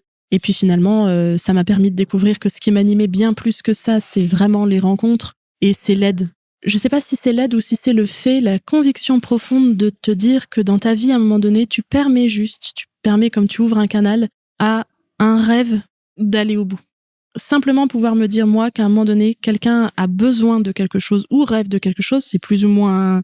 C'est un peu les deux, hein. C'est un peu les deux. Et puis de te dire, j'ai la magie de ça, je vais permettre à ce moment-là, et d'insuffler au passage tout ce que tu peux insuffler, comme pour redonner si tu veux, parce que ça, c'est le futur, c'est cette impression-là de la merveille de la vie, justement, parce que c'est difficile de voir que les personnes continuent d'en être convaincues à cause de plein de choses. Et donc, moi, le message global que j'ai envie de faire passer, que je cache presque derrière, tu sais, c'est celui-là. C'est à quel point c'est possible de vivre quelque chose de beau, c'est possible de... Donc, j'en profite pour donner tout ça, j'en profite pour donner un max. Mais c'est ça que je trouve très admirable dans cette activité-là. C'est, moi, en tout cas, je vois un passage, tu vois, mais forcément, j'ai pas les mêmes références, mais tu vois, le passage, souvent, tu sais, dans les films, tu sais, t'as des gens qui voient les morts, qui essaient de les faire passer, tu sais, vers l'au-delà, parce qu'il y a quelque chose qui y reste. Et en fait, c'est vraiment cette résonance que j'ai, parce que les personnes que tu accompagnes sont des personnes qui ont un truc qui est bloqué chez elles, qu'elles n'arrivent pas à exprimer. Ça peut être, du coup, on rentrera un peu dans ces différents exemples-là, mais de ce que tu me disais, c'est il y a des récits de vie, il y a d'autres éléments. Oui. C'est marrant, c'est la première fois que ça m'arrive dans un enregistrement, mais on a une grève à côté. Ah oui. C'est. J'avais pas vu. Bon, voilà, tu vois, les gens ont des choses à dire. Voilà. Les gens ont des choses à dire. Voilà. Donc ça, c'est la réalité du live. Mais en tout cas, tout ça pour dire que.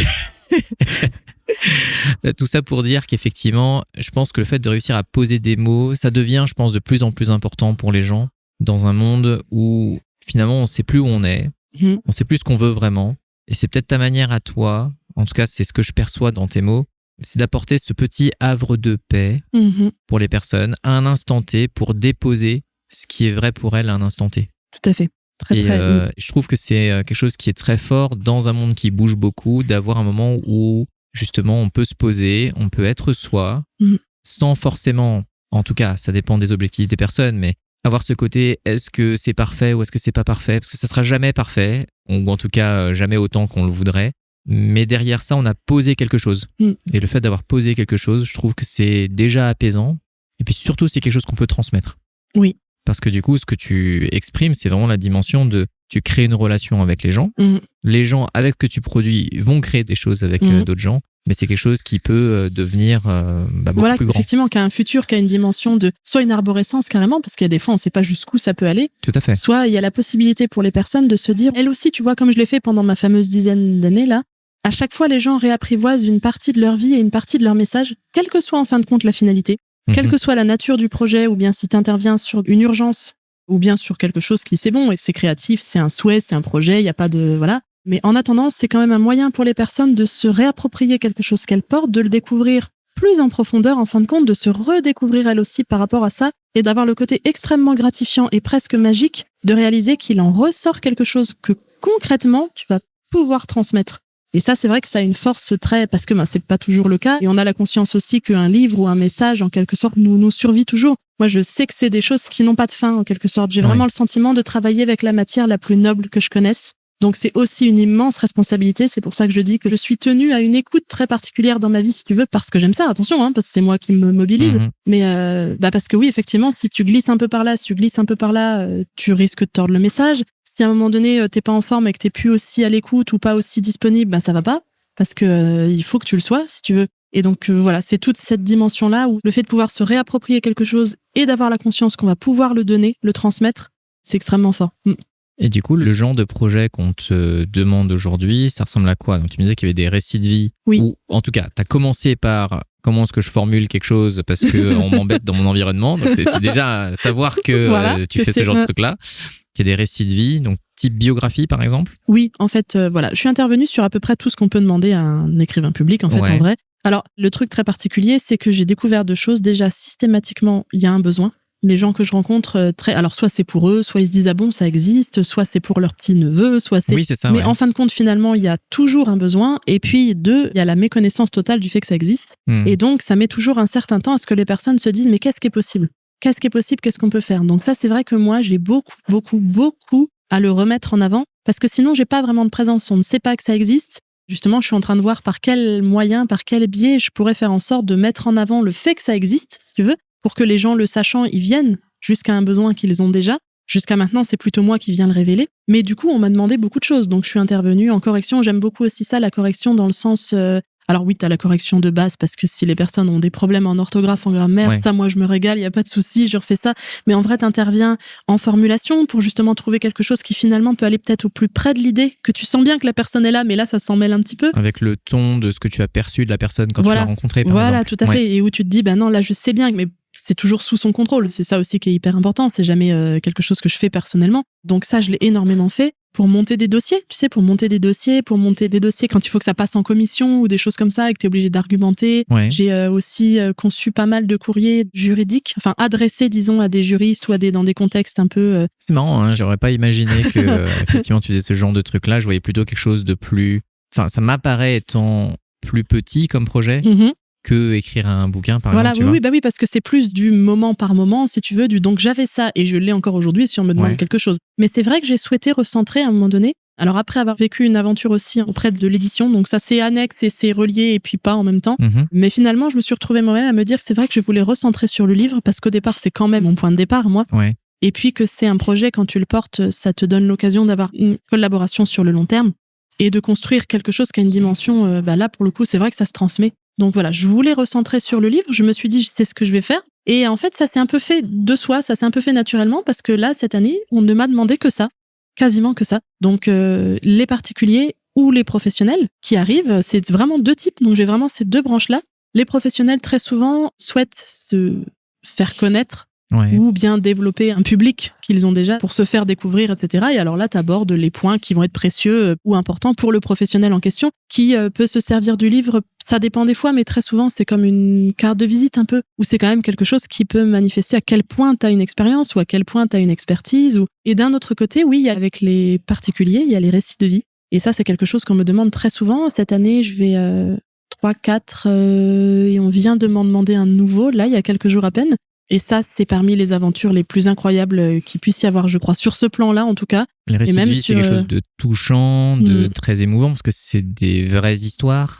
C'est pas juste intellectuel, il y a quelque chose d'émotionnel beaucoup plus fort. Effectivement, j'imagine que comme là, le moment qu'on est en train de passer ensemble, c'est des moments très humains. Voilà, c'est ça. Il y a une dimension humaine, là, pour le coup. Alors là, t'es vraiment au cœur de...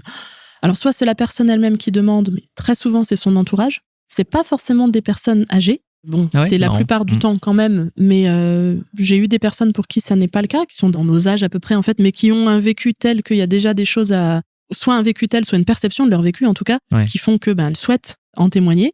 Et donc là, c'est vrai que ça donne lieu à des échanges absolument... Alors là, quand je parle de degré de confiance, parce que littéralement, la personne te raconte ce qu'elle souhaite te raconter de sa vie. Toi, là, c'est à moi. Tu vois, c'est un petit peu comme préparer une fête pour Noël. Je veux te dire, la personne, faut qu'elle arrive, même si souvent c'est moi qui arrive chez elle, ou si on se rencontre quelque part. Mais vraiment, il faut qu'elle soit accueillie d'une façon, parce qu'elle va me déposer le plus précieux qu'il y a pour elle, son histoire. Et moi, il va falloir que je retranscrive ça. Donc, c'est magique et c'est incroyable en même temps. C'est mobilisant d'une force. Et ça se fait sur plusieurs dimensions. J'ai eu plusieurs expériences. Il y a des fois, je verrais presque 3 degrés. T'en as un vraiment où en fait tu vis les entretiens avec les personnes et ensuite tu retranscris littéralement l'entretien. Donc à la limite tu te permets de corriger un mot parce que celui-ci n'a pas été employé comme il faut si tu veux ou quelque chose comme ça. Donc mais la ça, phrase est pas française, la phrase voilà c'est ça. Donc bon tu la remets. Et puis après tu livres souvent à la famille. Là ça vient de m'arriver un récit où vraiment c'est abrupt. T'as pas de contextualisation, t'as pas de. Voilà ce que la personne a dit. Voilà ce que la personne a dit. Je me suis permis, et là ça allait très bien, de la mettre en chapitre si tu veux. L'idée est quand même d'aboutir avec un livre, avec quelque chose où tu sens qu'il y a eu un travail. On est presque à de l'artisanat parce que tu donnes une noblesse au moment. Tu fais en sorte que le moment garde une traçabilité. Oui, c'est ça, presque artisanal. Je fais des gestes avec mes mains pendant que je parle parce que je sens qu'effectivement tu mets les choses avec une valeur particulière, comme quand tu crées un objet, un bel ouvrage. Donc voilà. Ça, c'est une première dimension. Ensuite, il y en a une autre. Alors ça, je viens de le vivre aussi avec ça a été une rencontre incroyable. C'est un monsieur qui a 93 ans, je crois, maintenant. 93 ou 94, je sais plus. Mais quand je l'ai rencontré, il avait 90 ans. Et lui, le contexte était très particulier parce qu'en fait, il venait de perdre sa femme, avec laquelle il n'avait pas eu d'enfant parce qu'ils s'étaient rencontrés tard. Et c'était la famille de sa femme, à lui, parce que lui, n'ayant plus de famille, qu'il l'aime tellement qu'elle a voulu faire en sorte qu'on garde ses souvenirs à lui. Lui ne voyait absolument pas l'intérêt de tout ça, ne se sentait pas, il était gêné même en quelque sorte. Et en fait, au bout d'un moment, il avait tellement de reconnaissance envers cette famille qui est en fait celle de sa femme et qui continuait d'être très très présente pour lui, alors que lui, il n'avait plus sa femme, qu'il a dit, il faut que je fasse le pas pour eux. Donc tu vois, rien que tout ça, là, niveau émotion, on est déjà... Avant même d'avoir commencé, tu dis, ok, c'est la tâche qu'on m'a donnée. Et d'ailleurs, il m'avait bien dit, j'avais été invitée donc avec son beau-frère, donc le frère de sa femme décédée. Donc lui était là, il y avait son beau-frère et la femme de son beau-frère. Il m'avait invité pour qu'on fasse le premier contact, donc au restaurant, à midi. Et il m'avait fait clairement comprendre que si jamais ça passait pas pour lui, ou si jamais je faisais quelque chose au niveau de la confiance, alors là, je l'avais senti, tu sais, il y avait une énergie de protection autour de lui qui était phénoménale. Et ils avaient bien vu que moi, je ne m'engageais qu'à ça, en fait, de toute façon, mais c'était à moi de le prouver. Et il se trouve qu'en fait, le courant a extrêmement bien passé avec ce monsieur-là. Ça a été une rencontre magnifique. Et quand il s'est rendu compte à la fin qu'il avait pu écrire tout ça, tu vois, c'est hyper poignant, sachant que pourtant on en a écrit peu en fin de compte, mais que sa vie pouvait être écrite, pouvait devenir un livre, mais celle-là, il y a eu un genre de transfiguration. Comme s'il pouvait se retrouver devant sa propre vie, alors que ce monsieur-là, il a vécu plus de 90 ans. Et qu'en plus, il a une tenue incroyable parce qu'il a une grande noblesse. Il a vu arriver dans son petit village, il a vu arriver l'électricité, l'eau courante, les voitures, la télévision. Il a connu tout ça. Le plus marquant pour lui, parce qu'il était berger, c'est d'avoir vu arriver les bottes en caoutchouc. Plus que tout, c'était ça qui changeait tout, parce que t'as enfin plus les chaussettes trempées toute la journée dans les sabots. Oh là là, mon Dieu. Donc c'était un truc, et puis voilà, tu te rends compte, et ça lui a fait quelque chose d'incroyable d'avoir ce livre-là. Sa famille m'a dit, mais on l'entend parler. Et tu vois, quand on peut te dire ça après, et que tu peux te dire, j'ai eu toutes ces rencontres, on a fait tous ces moments-là, et oui, ça a pu aller jusqu'à un endroit où la personne, elle se reconnaît, elle est heureuse, elle a un sentiment par rapport à sa vie d'aboutissement, d'accomplissement, et puis t'as su mettre le doigt sur ce qui est beau, et c'est magnifique. Mais c'est vrai que c'est ce que je me disais tout à l'heure quand tu parlais des différents niveaux, parce que c'est un peu ce que tu évoques là, mais il y a une dimension où tu crées une œuvre. C'est-à-dire que c'est la différence que je fais, mais c'est ma différence à moi, entre les documents administratifs que tu fais, où en gros c'est un peu one shot, j'ai un besoin, un instant T, et il faut le délivrer, quoi. Et finalement, ces livres qui retracent, en tout cas dans la partie récit de vie, mais je pense que même dans les autres, un peu plus business. Oui, en fait, en vrai, bien sûr, il y a toujours de ça. Même genre. C'est juste qu'il y a peut-être un peu moins de personnel dans les récits business qui sont plus de l'expertise, etc. Voilà, le personnel est plus caché. Mais il y a une dimension où, effectivement, tu rends quelque chose qui, d'apparence, n'était pas forcément quelque chose qui, pour les gens, avait de la valeur. Parce que pour moi, c'est ça que je trouve touchant aussi. C'est que, moi, c'est aussi pour ça que j'ai fait ce podcast-là, parce que du coup... c'est juste que moi j'écris pas, mais c'est parce que je suis pas aussi bon que toi dans l'écriture, tu vois. Mais la dimension de créer un moment où les gens racontent quelque chose qui d'apparence n'a pas de valeur pour eux, mais qui en fait est souvent très riche d'apprentissage pour plein d'autres gens et qui peut amener à des inspirations, des mouvements, des engagements, des désengagements, vraiment une influence qui est énorme. Donc c'est vraiment ça que je trouve très très fort dans ce travail que tu fais, quoi. C'est des occasions de mise en valeur, de mise en lumière et autant de choses qu'on découvre, qu'on acquiert et dont on s'enrichit que de choses qu'on va finalement lâcher. et qui étaient superflues ou qui étaient... Tout à fait. Et donc, c'est l'occasion, j'ai toujours le sentiment de voir arriver les personnes, alors plus ou moins, mais t'as souvent extrêmement d'humilité et elles t'apportent quelque chose qui, pour elles, comme tu le disais très bien à l'instant, en fait, est informe ou bien trop grand de toute façon, ou bien... Et quand elles voient le résultat, entre guillemets, et qu'elles peuvent se dire, mais parce que ça, c'est moi, eh ben, c'est extraordinaire. Parce que oui, c'est elle, bien sûr que c'est elle. Et moi, du coup, je vois ma mission comme le fait au quotidien d'avoir ça à réveiller ou à animer, en fait, en tout cas chez les personnes, pour leur dire, mais regardez ce que ça donne, en fait. Regardez quand on l'écrit, à quel point c'est incroyable. C'est incroyable, c'est votre vie, c'est le parcours que vous avez. Et là, ça s'illumine. Et je crois que si ça peut s'illuminer par là, j'ai pas vécu pour rien. Tu vois, s'il peut y avoir cette étincelle-là, ben voilà, c'est vraiment... Et donc, le niveau avec le monsieur dont je te parlais, ben, c'est celui où, en fait, là, pour le coup, j'ai pu mettre un petit peu de contexte. C'est-à-dire, je ressors vraiment ce qu'il m'a dit. Mais ben, si lui m'a expliqué qu'à ce moment-là, on était en plein hiver et tout, j'ai pu ajouter que ben, quand même, il faisait froid ce jour-là, tu vois. Donc, j'apporte un petit peu de dimension comme ça. Et là, c'était très, très bien. Et alors après, il y a le niveau d'après. Et là, c'était avec une personne que je rencontrais ici, donc au même lieu où on est là en ce moment. Donc, qui était un resto au demeurant. Voilà, oui, tout à fait. Encore une fois, la première fois que je fais ça, dans un resto, avec quand même vue sur... La chaîne des Pyrénées. La chaîne des Pyrénées. En donc grand, même, voilà. Donc, on a le pic du Midi d'Ossau, pour ceux qui connaissent, juste en face. Et c'est superbe. Et donc, oui, là, cette personne-là, en fait, m'a livré son récit, incroyablement puissant émotionnellement parlant. Pour tout vous dire, même si c'est quand même à moi d'être professionnel en face et d'accueillir et d'être... En même temps, les gens sont très vite au courant que ça va se cibler sur l'émotion parce que sinon, c'est pas possible. Pas dans des récits de vie, je peux pas arriver avec une position uniquement entrepreneuriale, j'écris pour vous. Oui. Je suis obligée d'être là avec une dimension émotionnelle et empathique immense d'écoute et d'accueil. Donc là, je terminais les entretiens en larmes. Ça, c'est certain. Ça a été systématique. Il avait pris l'habitude à force. Parce que voilà. J'ai la boîte de mouchoirs pour vous, là. C'est bon. Voilà, c'est ça. On en était là à peu près. Et donc là, par contre, j'ai eu la chance de romancer. Alors, pas de romancer au sens d'inventer quelque chose, mais en fait, comme les souvenirs et les moments lui revenaient pour lui bruts, on a voulu retranscrire quelque chose comme s'il avait pu écrire un livre depuis son enfance jusqu'à maintenant. Donc, il a fallu remettre les moments dans les moments, si tu veux, refaire du liant, Et là, ça a été une œuvre incroyable. C'est effectivement, ça a pris un an de travail quasiment non-stop, puisque il a fallu transformer la matière vraiment brute en un récit remis en scène. Et voilà, ce sont les 3 niveaux que je vois à peu près et qui sont tous extraordinaires en fait, parce que chaque rencontre vaut tout ce que tu fais pour la rencontre. Ça, c'est mais c'est génial.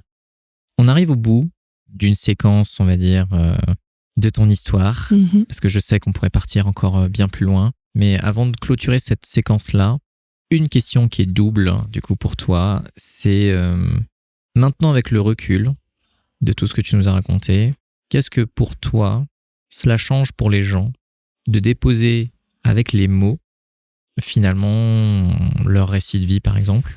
Donc ça, c'est la première partie. Je te donne les deux, comme ça te permettra d'avoir une cohérence. Et du coup, qu'est-ce que ça change pour toi, maintenant, de faire ce métier-là?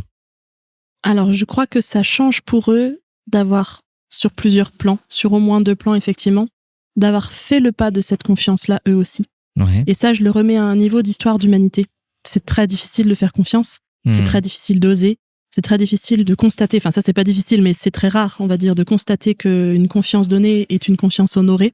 Donc, je crois que le premier grand changement est là, c'est d'avoir fait confiance et de voir qu'on a pu aller jusqu'au bout de quelque chose et que ça se finalise bien, ça se finalise dans quelque chose de beau. Je crois que ça apporte une dimension quasiment nouvelle à chaque fois, ou presque en tout cas, tu aurais le sentiment que la personne, elle va, tu sais, quand tu soupires parce que t'es soulagé, parce que tu peux relâcher et que tu dis oui, j'ai fait confiance, j'ai accepté de faire un pas de communication, comme je disais tout à l'heure. Et c'est un petit peu comme j'ai vu une scène dans un film très récemment qui était très émouvante. Quelqu'un lance une balle en espérant dans l'histoire que la personne en face la rattrape, comme tu le fais toujours en fait. Et si c'est rattrapé, la magie, ça y est, la magie elle est née à ce moment-là. Et si en plus l'autre il te la relance, ça y est, la communication est née. Et moi c'est ça que je trouve extraordinaire. Donc le premier changement, je crois, est là. Et le deuxième dans leur vie, c'est justement de se rendre compte, d'avoir l'occasion par là. En tout cas, moi, ça c'est quelque chose qui me porte. Et je continuerai de le dire si j'ose dire. Je sais pas si ça fait partie du métier, mais ça fait partie de moi. De mettre l'accent sur l'importance des personnes, sur leur importance. Quand je rencontre quelqu'un, pour moi, la personne, quel que soit son parcours, son état, la personne brille. Toujours systématiquement, elle brille.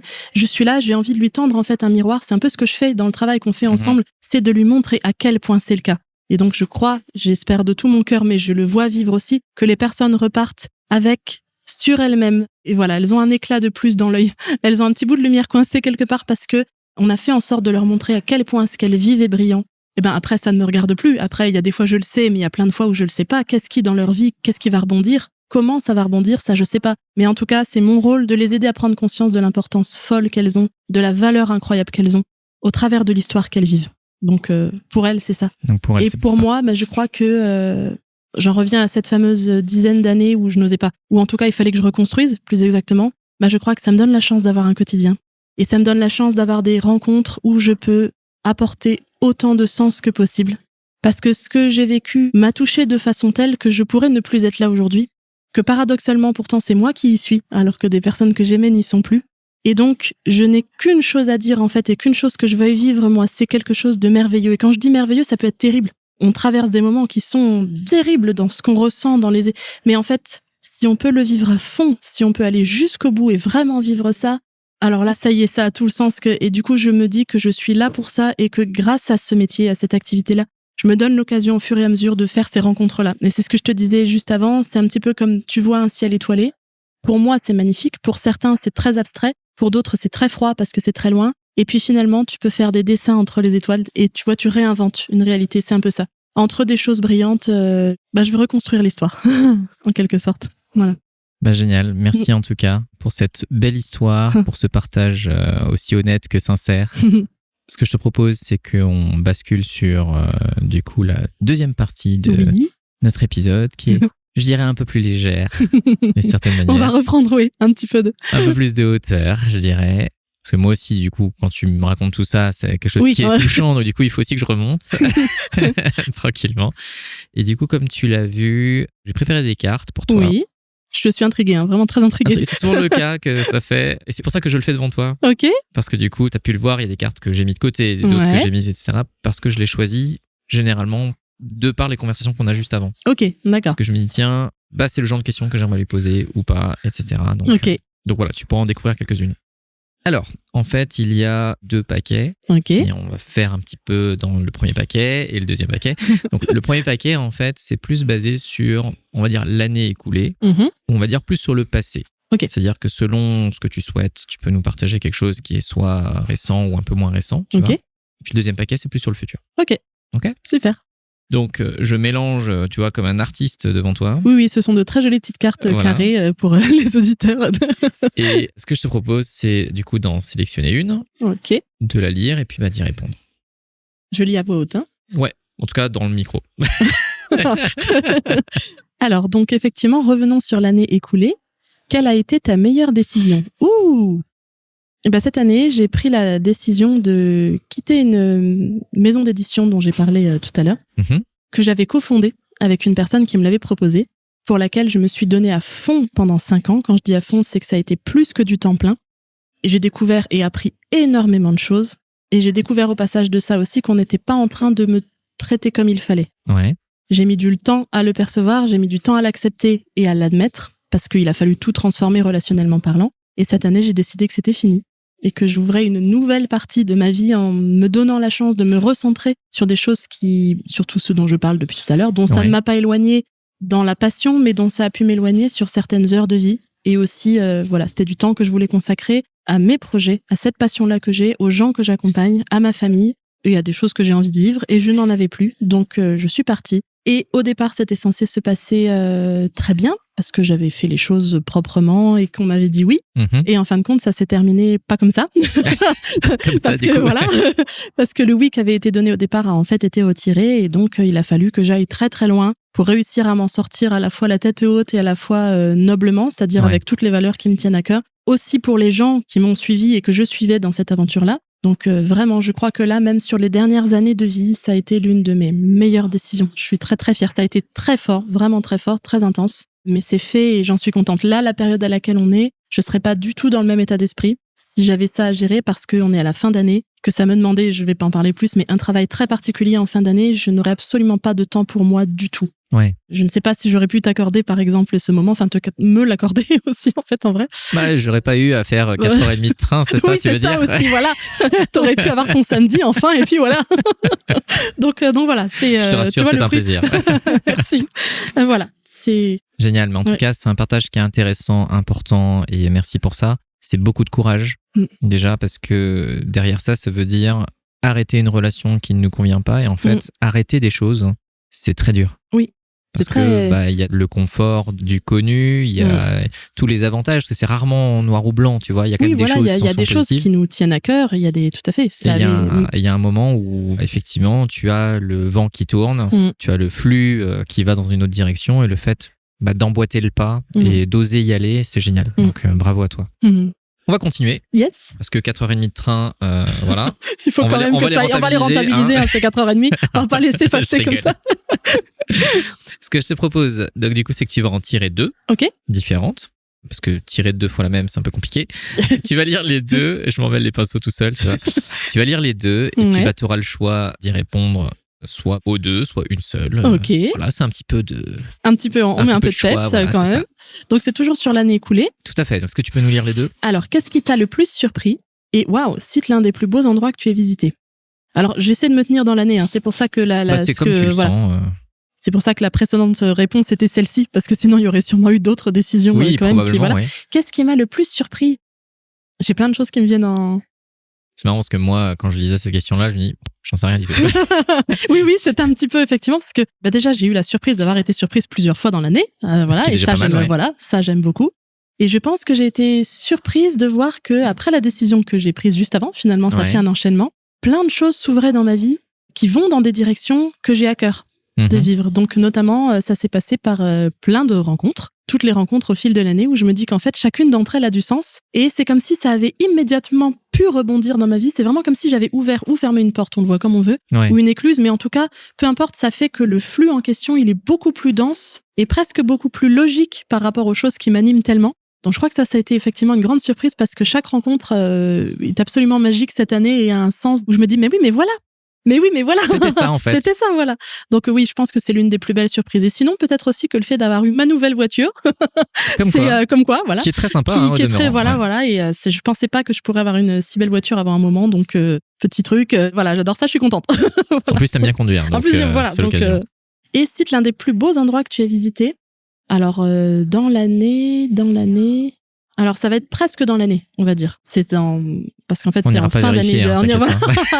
C'est pour mon anniversaire l'an dernier, ma famille m'avait offert un séjour au Futuroscope. Ok. Poitiers, et en fait, voilà, à Poitiers. Donc, c'est pareil, en quelques heures. Alors, nous, ça a été 2 bus, mais parce que j'y suis allée avec ma sœur, donc on est allés toutes les 2. Elle m'avait arrangé tout le séjour, etc. Et en fait, c'est un endroit que j'attendais de visiter depuis petite, mais je ne l'avais jamais formulé. Je l'avais jamais dit parce que moi, j'en entendais parler. Et puis oui, alors j'ai pas précisé, mais j'ai grandi sans télé. J'ai pas eu de télé avant très tard. Donc j'en entendais parler. De temps en temps, tu vois passer des images, tu vois. Et le Futuroscope, c'est toujours un truc. Et puis bon, quand j'ai reçu ça l'an dernier, je suis trop contente, gamine. Et en fait, ça a été un moment absolument magique, comme quand... Alors, j'ai pas trop changé depuis mon enfance, en fait, en vrai. Mais c'était un moment d'enfance. C'était un moment, tu vois, où on a juste pu se régaler et où je me suis éclatée. Et je savais pas que le Futuroscope, en fait, c'était ça. Moi, je me faisais une idée un petit peu différente du parc. Bon, finalement, c'est celui-là. Et c'est absolument très bien. Je suis fan du concept. Et non, ça nous a apporté... Alors, je sais pas, un des plus beaux endroits que t'aies visité, je l'ai à cœur. Très, très fort, j'ai à cœur ce moment-là, cette découverte-là. On s'est beaucoup amusé et en même temps, il y avait une dimension très forte humainement parlant. Effectivement, dans ce que tu nous racontes, c'est un lieu qui est beau au sens de l'histoire que tu te racontes. Maintenant, c'est un peu ça le cœur de la question, quoi. Oui, tout à fait. Mais effectivement, le Futuroscope, c'est, semble-t-il, une expérience. Oui, voilà, c'est ce qui m'a marqué. Et on en a fait une où on te fait entrer dans un endroit qui est totalement noir. Tu ne vois rien du tout. Mais alors, c'est vrai que t'as aucune lumière qui filtre là-dedans. Ah ouais. Et tu dois suivre un parcours particulier. Et donc ça, c'est parlant pour ma vie. En fait, quand j'étais petite, ça m'est arrivé de ranger ma chambre en entier dans le noir. Totalement. Je voyais rien. Je me mettais exprès. Alors, j'ai fait ça aussi dans les cages d'escalier où j'éteignais tout. J'étais dans le noir total. Et je me disais, j'y arrive, je m'y retrouve. Et donc, en fait, l'idée, c'était de voir après. Donc, j'ai fait ça très, très souvent étant gamine. C'est marrant parce que du coup, le noir te faisait pas peur alors? Non. J'ai voulu l'apprivoiser. Il m'a jamais fait peur. Et en même temps, j'ai voulu être sûre justement de voir que dans ce cas-là, c'est un petit peu comme si du coup avec ce que j'ai vécu, je voulais être sûre que je suis capable tout le temps de m'y retrouver et que voilà, il y aura toujours une issue, il y aura toujours. Donc je me mettais dans la situation exprès et comme j'y arrivais à chaque fois, ma chambre quand je rallumais la lumière était nickel. C'était rangé, c'est bon, c'était. Malgré le chaos, t'arrives à ranger. C'est ça, j'arrivais. Donc toi, tu fais partie des gens. D'accord, qui, dans ton temps libre, entre guillemets, rangeait sa chambre. En plus, avec des obstacles et des handicaps supplémentaires, ok, je me mets en plus dans le noir, quoi, tu vois. Voilà. Donc là, j'ai retrouvé cette école-là au Futuroscope, c'était inattendu. Et d'autres expériences incroyables où, en fait, c'était vraiment, vraiment chouette. Et le voyage est l'une des choses que j'aime le plus, forcément. je vois ma vie comme ça. En fait, je suis vraiment nomade de mon point de vue. Ouais. On l'est pour moi. Et du coup, là, c'était un petit peu un condensé d'expériences et de découvertes en mode voyage. Donc, c'était chouette. Voilà. Ouais, génial. Ce que je te propose, c'est qu'on bascule sur le deuxième paquet. Yes. Parce que on parle du passé, c'est bien, mais on va aussi parler du futur. Alors, je vais faire la même chose. Donc, je prends l'autre paquet que je vais mélanger avec beaucoup de dextérité. Sous mes yeux, ébahis. Sous tes yeux, ébahis, ouais, c'est exactement ça que je vois d'ailleurs. Hop. Et je vais te proposer d'en sélectionner une, de la même manière, de nous la lire et d'y répondre. Alors, à propos de l'année à venir, ce coup-ci, à qui souhaites-tu accorder plus d'attention ? À moi. Parce que c'est quelque chose que je suis en train de réapprendre et qu'il m'a fallu des années au passage de tout ça. Tu vois, quand on parlait tout à l'heure du fait d'avoir dû dire non en début d'année, là, pour moi, le fait de mettre fin artificiellement, parce que pour moi, c'est pas fini dans la dimension humaine, justement, mais devoir mettre fin artificiellement à quelque chose et à une histoire, vu ce que j'ai vécu, vu que tellement d'histoires que j'ai aimées ont pris fin, et surtout tellement de communications se sont interrompues, c'est très difficile, vraiment très difficile pour moi de le faire. Donc un petit peu dans la même lignée, il m'a fallu des années pour retrouver, alors confiance en moi-même, j'ai jamais perdu, mais confiance en moi-même dans un contexte, il m'a fallu des années pour construire cette valeur-là de moi-même, parce que j'ai dû le faire à peu près presque toute seule. Ouais. Pas tout à fait toute seule, mais presque toute seule. Donc, ça fait quelques années maintenant que je suis vraiment en train de réapprendre à m'accorder l'attention suffisante pour pouvoir justement gagner encore en grandeur, dans la perception que j'en ai, je veux dire, dans tout le quotidien que je t'ai décrit là, dans le fait que je suis porteuse d'énormément de souhaits aussi, et que j'ai des choses que je veux vivre, que j'ai envie de vivre, et je sais que c'est en donnant plus d'attention encore à ma propre dimension que du coup je vais ouvrir tous les espaces pour ça. Donc pour donner de l'attention à toutes les personnes que j'aime tellement et que j'ai envie d'accompagner, je sais que la personne à qui il faut que j'en donne, c'est moi. Donc voilà. Mais c'est génial parce que c'est vrai que c'est un message, je pense qu'on comprend pas toujours très bien parce que dans une société où on pointe du doigt l'égoïsme, il y a des personnes qui peuvent avoir tendance à s'oublier elles-mêmes du coup. Mais effectivement, ce qui est important, et je pense que c'est ce que tu vis en ce moment, et c'est un message qui a aussi à transmettre, c'est qu'en fait, si tu ne penses pas un minimum à toi, au sens de qui tu es, la valeur que tu as, qu'est-ce que tu veux, qu'est-ce que tu as envie, qu'est-ce que tu n'as pas envie de faire, qui bien sûr est contextuel, parce que les envies évoluent dans le temps, c'est difficile de construire quelque chose qui va être aligné avec toi. Et dans un monde, encore une fois, qui est aussi chaotique qu'on le voit aujourd'hui, si tu peux pas t'appuyer sur quelque chose qui est ta propre base à toi, c'est difficile d'avancer. Et du coup, tu traînes toujours un boulet, et je ne parle pas forcément de personne. En fait, déjà, potentiellement, tu vas moins vite si tu as envie d'aller un peu plus vite. Mais surtout, tu te sens beaucoup moins libre parce que tu es toujours enchaîné à quelque chose. Tu te mets des freins, en fait, continuellement. Et comme c'est vrai aussi, c'est ce que je disais, dans l'accompagnement aux personnes, c'est ça que je veux transmettre. Je veux justement transmettre cet endroit-là où les personnes peuvent avec elles-mêmes. On ne vivra toujours qu'avec nous-mêmes. Ça, au moins, on en est sûr.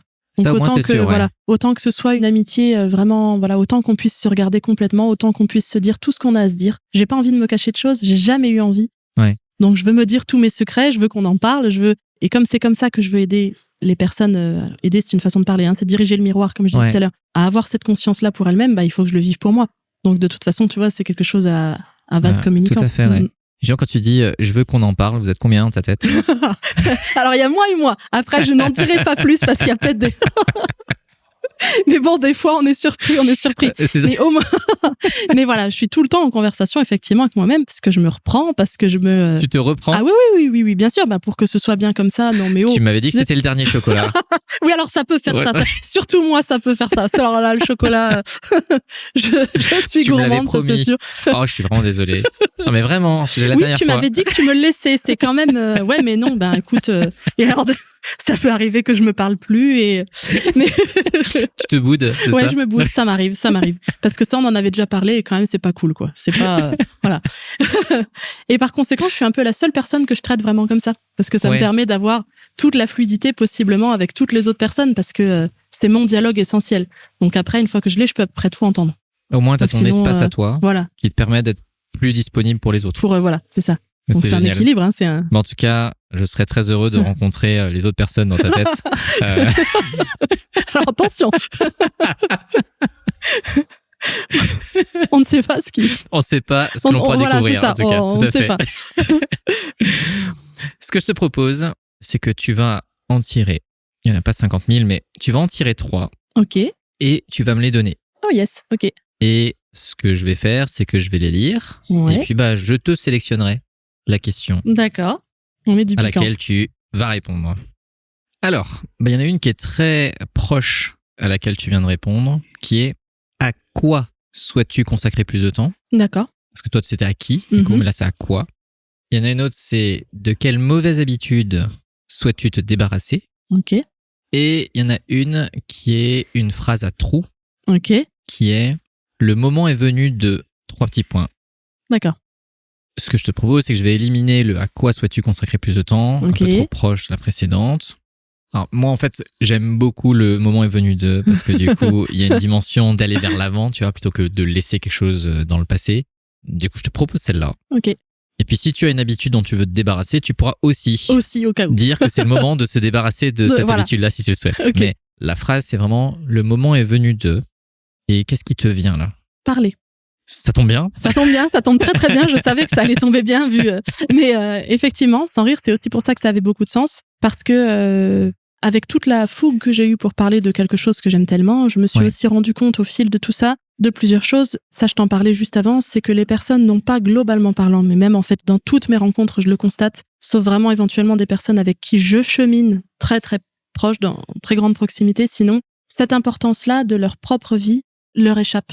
Leur échappe, je veux dire en conscience, pas forcément dans ce qu'elles vivent, c'est pas du tout ce que je veux dire, hein, mais dans la conscience de l'importance de leur propre vie pour elles-mêmes et pour les autres, ça échappe très souvent. Donc c'est vraiment quelque chose sur quoi je veux mettre l'accent à partir de maintenant. Et je me suis rendu compte que du coup, je suis tellement au service des messages des autres personnes que je ne fais passer le mien que par là, que par ce biais-là. Ce qui me va tout à fait. Mais c'est vrai aussi que j'arrive à un endroit, je le sens, et je sens que je suis poussée par là. Ça va presque plus vite que je ne peux y aller moi-même pour l'instant. Donc je sais que les choses vont s'ouvrir et que je le sens, mais qu'en même temps, je veux aussi aider à les matérialiser. Je crois que le moment est venu pour moi de parler, de m'exprimer et d'avoir justement le moyen peut-être de mettre à la portée, non plus seulement dans l'opérationnelle façon de parler, dans les rencontres, dans les moments qui sont tellement privilégiés pour les personnes que je souhaite garder. Ces parenthèses-là, c'est de mettre en lumière aussi justement un message global que je porte et que jusqu'à maintenant, je n'ai pas l'occasion de faire passer. Et qui pourtant, je crois, a vraiment son sens et son importance. Donc, profondément, je crois que ma prochaine étape, c'est celle-là. C'est de me faire entendre moi aussi. Et c'est pourtant quelque chose de particulier. À la fois, j'ai toute confiance, à la fois que je suis excitée, et à la fois, c'est spécial parce que justement, je suis vraiment dans l'ombre globalement parlant. Ouais. Un écrivain public, normalement, quand il est passé par là, personne ne le sait. Des fois, on le dit, des fois, on le dit pas. Ouais, mais personne ne sait qu'il est passé par là. Et moi, ça me va très bien. Il n'y a pas mon nom, il n'y a pas moi, ce que je veux, c'est juste ça, que ça puisse exister. Mais c'est vrai aussi qu'à force de dire que toutes les choses peuvent exister, il faut que j'arrive à dire « et moi avec ». Et moi aussi. Fait. Donc, j'en suis un peu là. Donc, comme on dit, hein, pour qu'une ombre existe, il faut aussi qu'il y ait la lumière. Ouais. Et malheureusement, si on veut vivre pleinement, il faut bien aller explorer les deux. Il faut aller explorer les deux. Donc, il faut que je mette un petit peu sous la lumière, moi aussi. Et voilà, c'est la prochaine étape. Génial. En tout cas, c'était une bonne première manière de prendre la parole. Oui, donc un grand merci vraiment, parce que l'opportunité, alors elle m'est tombée dessus, hein. Je savais pas du tout que ça n'a pas fait trop mal en tombant. Non, elle m'est tombée très bien. Non. Comme une pluie, c'était très chouette et complètement inattendu. Donc vraiment, merci beaucoup. Génial. Merci beaucoup, en tout cas, Bruna, pour ce moment très sympa, avec tous les aléas qu'il y a pu y avoir autour de nous. Hein, oui, on était quand même en condition, ça ressemble à ce que je disais. C'est ça, non, mais c'est une expérience qui est intéressante. Hein. Il y a quand même des bébés qui sont arrivés derrière nous. Tu les as peut-être pas vus, toi? Non, moi, j'avoue que j'étais complètement focalisée, j'ai pas vu. Oui, tu me vois moi et le paysage. Voilà, moi, je vois tout le reste de la salle qui se balade et qui nous regarde, du coup. Mais je n'en ai pas conscience. Il y a des choses qui se sont passées à côté. Merci pour ça, en tout cas. Et avant de vraiment clôturer l'épisode, si des personnes ont envie de discuter avec toi, parce que ils ont envie de découvrir aussi les autres personnes dans ta tête, par exemple, j'en sais rien, comment est-ce qu'on fait pour te contacter? Alors, je suis extrêmement disponible au contact déjà, ça c'est une première chose. Ouais. Et j'ai un site internet, donc on peut passer par la page de contact très simplement. Ok, sinon, je la mettrai de toute façon tu peux mettre la description. Ouais. Et honnêtement, vu qu'en plus ça passe par ton podcast, etc., si on peut laisser soit le numéro de téléphone, soit l'adresse email, allons-y. De toute façon, je suis là pour être contacté. Ok, de toute façon, je laisserai toutes les infos où il faudra. Où il faudra, super. Merci beaucoup. Eh bien, merci beaucoup. Et puis, à très bientôt. Merci, ciao. Salut.